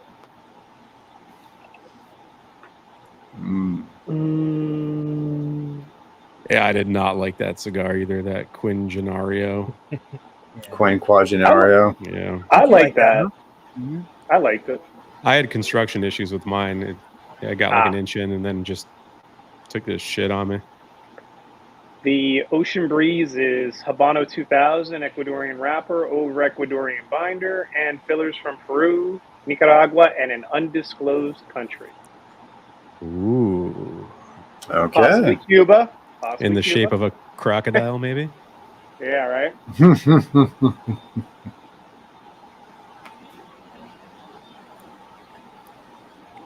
How's your second cigars, man? This thing is fucking so good. I can't wait to see your review on it, Mike. I can't wait to smoke it. I haven't tried How one was yet. that, Felipe? so- That Fratello? I'm happy I didn't review it. That's what I'm gonna say. Yeah, I was grabbing this bronze back when you were talking about Fratello, but I had the Arley Quinn, what was it, last year or the year before? That one wasn't bad, but it was just like an LE, really small run, and I haven't bounced back to the brand since. Yeah, I like the Arlequin, but it wasn't anything that, I had to get more of, Yeah. Yeah, especially after that first cigar, it's kind of had high hopes for it, but it's $10. Can't expect much, but Yeah. Has anyone got a Padron Fuente other than me? No. You're Seen right. it in I the was wild. actually thinking about that today because you guys were like, racking our brains with $100+ cigars for Burn and Benji's. I was like, oh yeah, that's one of them. And you fuckers, you fucking guys were talking about buying that $150 or whatever Fuente bullshit. I was like, oh my god, jeez Louise. And then you guys are like, oh man, we missed out on it. I feel so dumb they're all sold out now. And I'm like, you fucking guys, jeez Louise. It's not our idea, right? This is fucking Johnny's idea for this dumb series. He wrote this into it. Now we got to see it through. It's a tight series. It's a tight That series. cigar was great, though. God damn. It's not a good series for me so far. That Ometepe was fucking doo-doo, man. yeah. Mike, did you end up picking up one of those? The Placencia? Yeah. No. Don't bother. No, I had like, I had one of my friends that wanted to do a box split on Say 54s last night.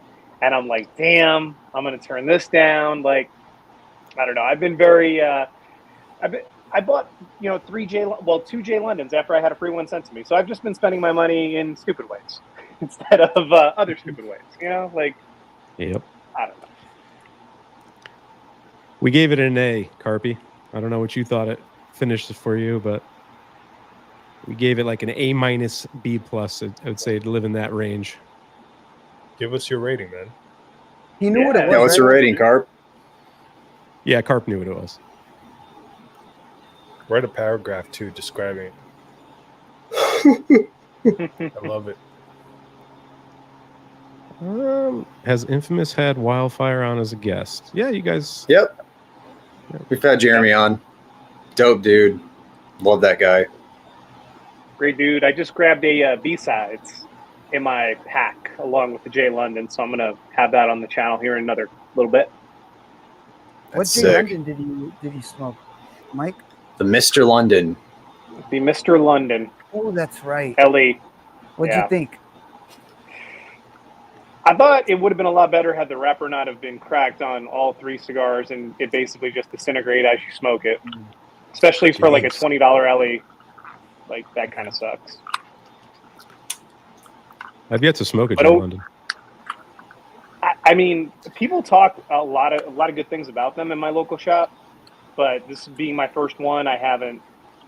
You know, Get the gold label. The gold label's Okay. a good cigar. It's a very good Connecticut cigar. I reviewed the Bellicoso. It's a short torpedo Bellicoso. Is very good. Okay. I've heard a lot of good things about the Lancero as well. Hmm. The gold label Lancero. It's right up my alley. I was actually about to grab that Fausto that you sent me to light up as number 2 tonight. Ah, That's sick. that one would have held out flavor wise. Oh boy, ready for bed. Fausto. And Louder, We we gotta get are Terrence. getting Terrence on. I have a cigar selected for him already. So Oh, yeah. Hell yeah! Cigars Daily Terrence will be on the show. Probably That later dude's this year. such a cool guy, man. Super cool. He's tight. Mhm. He's a Thank you. nerd. He's one of Plays us. around, jokes around and stuff. Mhm. It's cool. The fact that he makes it a mission to smoke everything that's in the headquarters at Cigars Daily is no small feat, man. I'm pretty sure he's close to it. If not, he's done it already, but fuck, that's a lot of cigars. That's admirable. Yeah, Yeah. it's a shit And ton. he smokes a lot, dude, all day. Like, that shit's dope, dude. He smokes a lot of Partagas Via Verde because he said he got like a bunch of them that he's just like smoking through just to smoke through. Yep. Thank you, Nice Ryan. rap, dude. Changed my life. You can see more of those Yeah. pictures on my Patreon. There you go. There you go. Plug it, baby. We got like a week and a half for the first giveaway, so that's fun. You pushing your OF yet or not yet? No. That's Not there yet. that's Peter unclothed. That's what it is. Do you go like forearms on that one, or like past the elbow? Yeah. In those photos, yeah. Each month I pull it up an inch. I just keep edging it. Dude, at the end the of the grand year reveal. in Connecticut, that can get a little cold.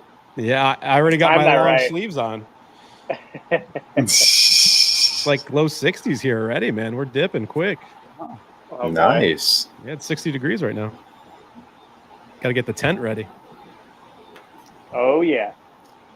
It's 70 here. Friggin' perfect. Perfect outside. 70. Ryan's comment, he just commented and said, already joined the Patreon, Peter. Give me them rack picks.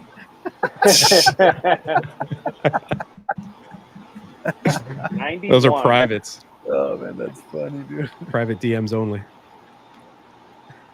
So for the next Burning Benjis, we're going to be smoking the Davidoff Royal. Do you have one, Michael, or have you smoked one? I have not. Okay. I have got not, some- good sir. You got some time to procure one if you're interested in being an idiot like the rest of us. You know, my You do- idiocracy knows no bounds, sir. Very easily swayed. And you're doing the Robusto, right? Not the Solomon? Yeah, we're just for time's sake too. So we figured it'd be easier to smoke that and review it. That's not too bad. $1.20. Yeah. Save, You know what save they like say? what? Treat 30 yourself. When will it be? When will the next Bernie Benji's be? It'll be towards the end of September because Sal's going to be traveling. He's going to be at my neck of the woods too. So I'm gonna meet up with him. See if Felipe's free if he wants to hang out with us. That's tight. See if you don't dodge him again, Peter. He's already tried like 3 times, dude. No, he did it the right way. He's like, Peter, I'm coming to Connecticut in like 3 weeks. I will be in New York for like 4 weeks. We can find some time to meet. Enzo was like, I'm gonna be in Connecticut in 4 hours. You available at 1 o'clock on a Monday? I was like, what? It's like busiest day of the week. Yeah, I gotta get my kids at school, dude. You want to come pick them up with me? But I was gonna say, since you're doing it late September, anybody that wanted to join in, who's invited, could possibly use the Labor Day sales as a way to procure. But usually with like codes and whatnot, they don't allow Davidoff. Davidoff's omitted typically. Yeah. Yep, that's true. Mm-hmm. Sal! What's up, Sal in here? I saw that. Yo. What's going on, Sal? Yeah. He must have been listening. He's ready. You were talking about him. He's like, I got to let Peter know that I will pick up and drop off the kids with him. please send him away for a week. What's going on, Fred? What's up, Fred? Just purchased a Grey Cliff 50. Fred's not going to be happy about that. I saw JD's response to it. Straight to the trash. There you go. Oh man, it sucks because Grey Cliff used to have some pretty solid blends when they still had their place open in the Bahamas.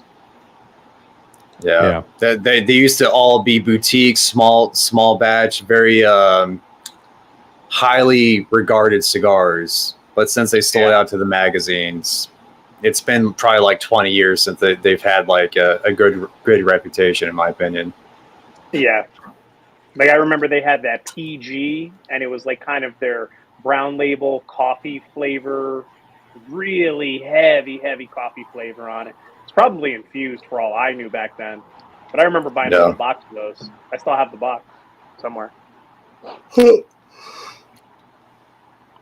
guys ever purge? I know if you're supposed to attempt it if you have a lot of ammonia on your cigars, but I never really do that. I usually do it throughout, dude. Like every now and then, I'll just like there's a way that people say you're supposed to purge, like light it, blow, and like the fire will die down when it's clean smoke. But I just usually just blow on it every now and then. I think it makes a difference. The cigar's really hot too. I only do it when I feel like it needs it, and it typically happens towards the end where I feel like things are getting washed out, charry, whatnot. I'll purge it. Another thing, not just like blowing, but blowing and lighting the end of the cigar while you're doing it. That's another resource to try. Yeah. You sure you want to do that, AZ? Think long and hard before you do that, buddy. Going from the stuff he smokes to a chinchale. I like the chinchale, but knowing the caliber of what AZ smokes, whew, good luck, man. AZ, do it. I'm curious to hear your thoughts, bro. Yeah, it's fun. You know, he's a Cuban man, so I had to retaliate that box that he sent me, and it was all like New World stuff. So I'm either gonna blow out his palate, or he's just gonna be so sick of broadleaf by the time he gets done with that package, because it was like the gamut of all my favorite like Dunbarton, Crown Head stuff, like all the old good stuff. And we'll see. Did you send him a Sakakon? Of course I did, and a Papa Sock. Dude. I wonder if he'll ever smoke it because it's such a big ass cigar, and two, that has to be. Like, I'm really interested in seeing what he thinks, just because his palate's geared towards the complete opposite profile. Yeah, it'll be interesting to see. Do you think undisclosed blends have legit Cuban leaf in it? I don't know. I don't really think that like most of the most of the new world cigar manufacturers are really as hung up on it as consumers are. I think that for most of them, they feel as though the stuff that they're procuring is far better in terms of quality control, and it is something that they're blending. So why discredit it if it was to ever come out that they were throwing Cuban leaf into it? It's possible, but there's multiple reasons, right? Like there's a manufacturer, one, they maybe just don't want people to know. They don't want competitors to know what's in there. Mm-hmm. Two, there's actually Cuban tobacco in there and they can't say it, so they just say undisclosed. Or three, they want the consumers to think that there's Cuban tobacco in there to make it more desirable. Now there you go. Little marketing ploy. Because my whole entire thing is this: like, if you threw, let's take the Ocean Breeze, right? If you threw a little bit of Cuban tobacco into that filler mix, along with Peruvian, Dominican, you got an Ecuadorian Habano 2000 wrap, like how much in that filler are you really going to taste where you're going to go, man, this cigar might have Cuban tobacco in it? Yeah. I mean, because it's no more Cuban-esque than any of the other cigars, like the Regis that we mentioned before, or any of those. Like, I don't know. Mm-hmm. I don't. You'd have to have a really refined palate to pick that out. Yeah. That's right, JB. We're moving, baby. We're over 600. Yes, sir. That's tight. And Carpi just went over 500, right? Yeah, man. He's moving quick too. He is. He is. Oh, thank you very much. We got some Patreon love there. Nice, Syndrome. Thanks, Syndrome. That's tight, dude. Awesome, man. Thank you. A lot of giveaways. Yep. We love you, Sal. Bro, we love you so much. Every live stream I wish you could be on, dude. So tight. I love Sal's palate. And he's so passionate. He's so freaking passionate. He's fun to smoke with, man. Yeah, for the channels, I think all of our names here, just search the names in the YouTube algorithm will point you in the right direction. Mm-hmm. Peter Roger hand modeling on Instagram. Instagram, if you want to see a nice palm, left hand. It's a big palm. Left hand. Call him Nub admit. It's always left hand. If I do right hand, people make comments about it. They're like, "Something wrong with your left hand?" I'm like, "No, man." Are you you cut yourself? I am a lefty. I am a lefty. Okay. And Felipe, you're lefty too? Yeah. So we're all lefties. Yeah. Oh shit, that is so funny. I was gonna say Peter and I are both there you go. That's better. Peter and I are both born on the same day and left-handed. Mm-hmm. But also we got Mike. Mike's a lefty. Felipe's a lefty. Now I'm down here at the fucking righty, orthodox motherfucker. But Roger, since I have you down here, so Working Man, I notice on your channel it's Working Man one word. Did you use that because Working Man two separate words was taken? I don't know why I did that.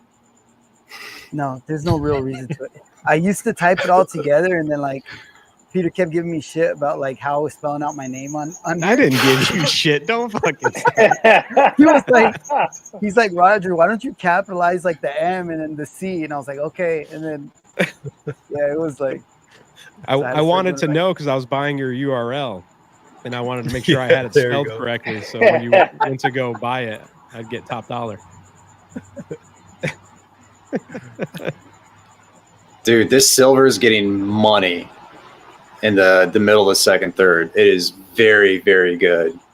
It's fruity and it's fruity and chocolate-y. So sorry, supposed to have age on it, right? Like a lot of age. A lot of age. I don't know if it's undisclosed or not. I don't want to say, but it's very aged tobacco.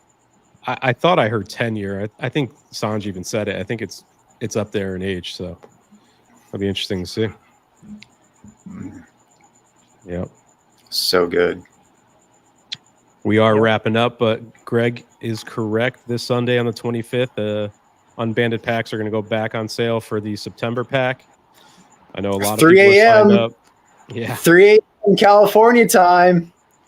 Thanks, Greg. If you want to smoke with us, you better set a timer and grab a pack, because we got 2 left for this month, and then we'll be rolling into September. Fucking goddamn 3 a.m. Jeez Louise. Come on, Syndrome Matt. asked a good question. He said, how will that work if he's on the wait list? Greg will he answered it right there. Be awake and be ready. Yep, there it goes. You're gonna get an email notice. Yep. And just for reference, 3 a.m. our first 2 cigars MSRP'd like what the pack costs already. So we still got 2 more to go. You're getting your money's worth here. Greg's And it's 75, right? Yeah, 75 for a 4 pack. For is assuming very, very good cigar, since the first 2 make up the MSRP of that price already. Yeah, Greg's putting in the work, man. Yep. Fucking hell, dude. God damn it, 3 a.m. Don't get that FOMO. I kind of want to get the pack and then do an unboxing vid, because it's going to be a monthly thing now moving forward. Yeah. Yep. Okay. And I don't know if I'll have be up at 3 a.m., but I'll try to figure out a way. I wake up at 5 a.m. So it's not too far off. So maybe by the time I wake up, there'll still be a couple left. That's what I hope. I don't know. Set the alarm, Matt. No, just set the alarm. Fucking hell. I heard there's 4 Atabay Blacks in next month's pack, so you might want to wake up. For $75, thank you. Yes. It was 4 Atabay Blacks and a couple Cubans. Yeah, sure. Little throw-ins, little number 2 throw-ins. Little giveaways. I guess the good thing is that football will be on in a few hours afterwards. So yeah, maybe. It's true. But wait, hold on. We're doing the drinking stream that night on Saturday. Yeah. So. Oh wait! The 25th is a Sunday. Yeah. Yeah. Okay. Oh yeah. No, that's not my favorite. Asshole. But I'll still do it. I'll set my alarm for 3 a.m. on Sunday. Okay. Don't finish that bottle, Matt. If you finish that bottle on Saturday, you're not making it. He's going right to sleep. Dude, yeah, that's the bottle. I showed it on the last live stream. I had maybe, I don't know, like a shot and a half worth of alcohol in there. I mean, yeah. It's evaporating faster than you're drinking it. Yeah, probably. Got more angel share going on. Yeah. All right, fellas. Well, that's we're over our 2-hour mark. We got anything coming out this week that we want to plug? Start with you, Mike. Just the infamous smoke show, drinking stream this Saturday. We're gonna have a blast. Hell yeah! 3 hours of unhinged rants. I gotta find something to get upset about. I don't even know. There's like no. There's nothing weird going on, so it's like I don't even know what. There's no bullseye. Yeah. Nobody's like being offensive towards any of the members, so I don't know. Figure something out. Just have to $100 cigars with the burning Benjis. Just have to talk shit on $100 cigars. I guess so. I'll order the Davidoff that day, so that I'm all riled up. There we go. I don't even know if I'm gonna make the live, but. No. I like it. Love it, dude. Matt, you got anything you want to shout out? Next video Saturday will be the Sanj unboxing of the box that he just sent today. One of the cigars I'm smoking from it. Sunday, just reviews. I might do the Brulee Blue review. Might release that on Sunday. It's about time. Yeah. Okay. Yeah. Roger.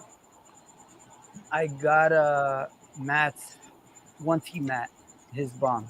I recorded it, edited it. It's got to upload it. Nice. Felipe, anything coming out? Nothing for me, man. It's been pretty hectic, but I wanted to answer this question right here. Integrate live pulling. So we do, for our regular unbanded packs, when we do smoke them, we do have live pulling. So, Yep. And that's the rating. We don't take like our rating and then your rating.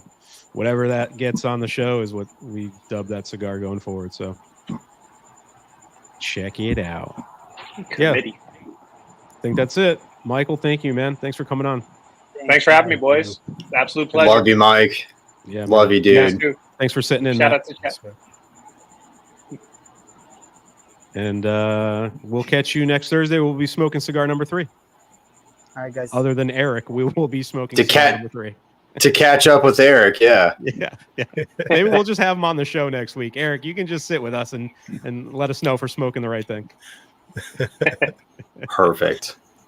All right, gentlemen. Thanks for hanging Later, with boys. us. We'll catch you next week. Good night, guys. Later, guys. See ya.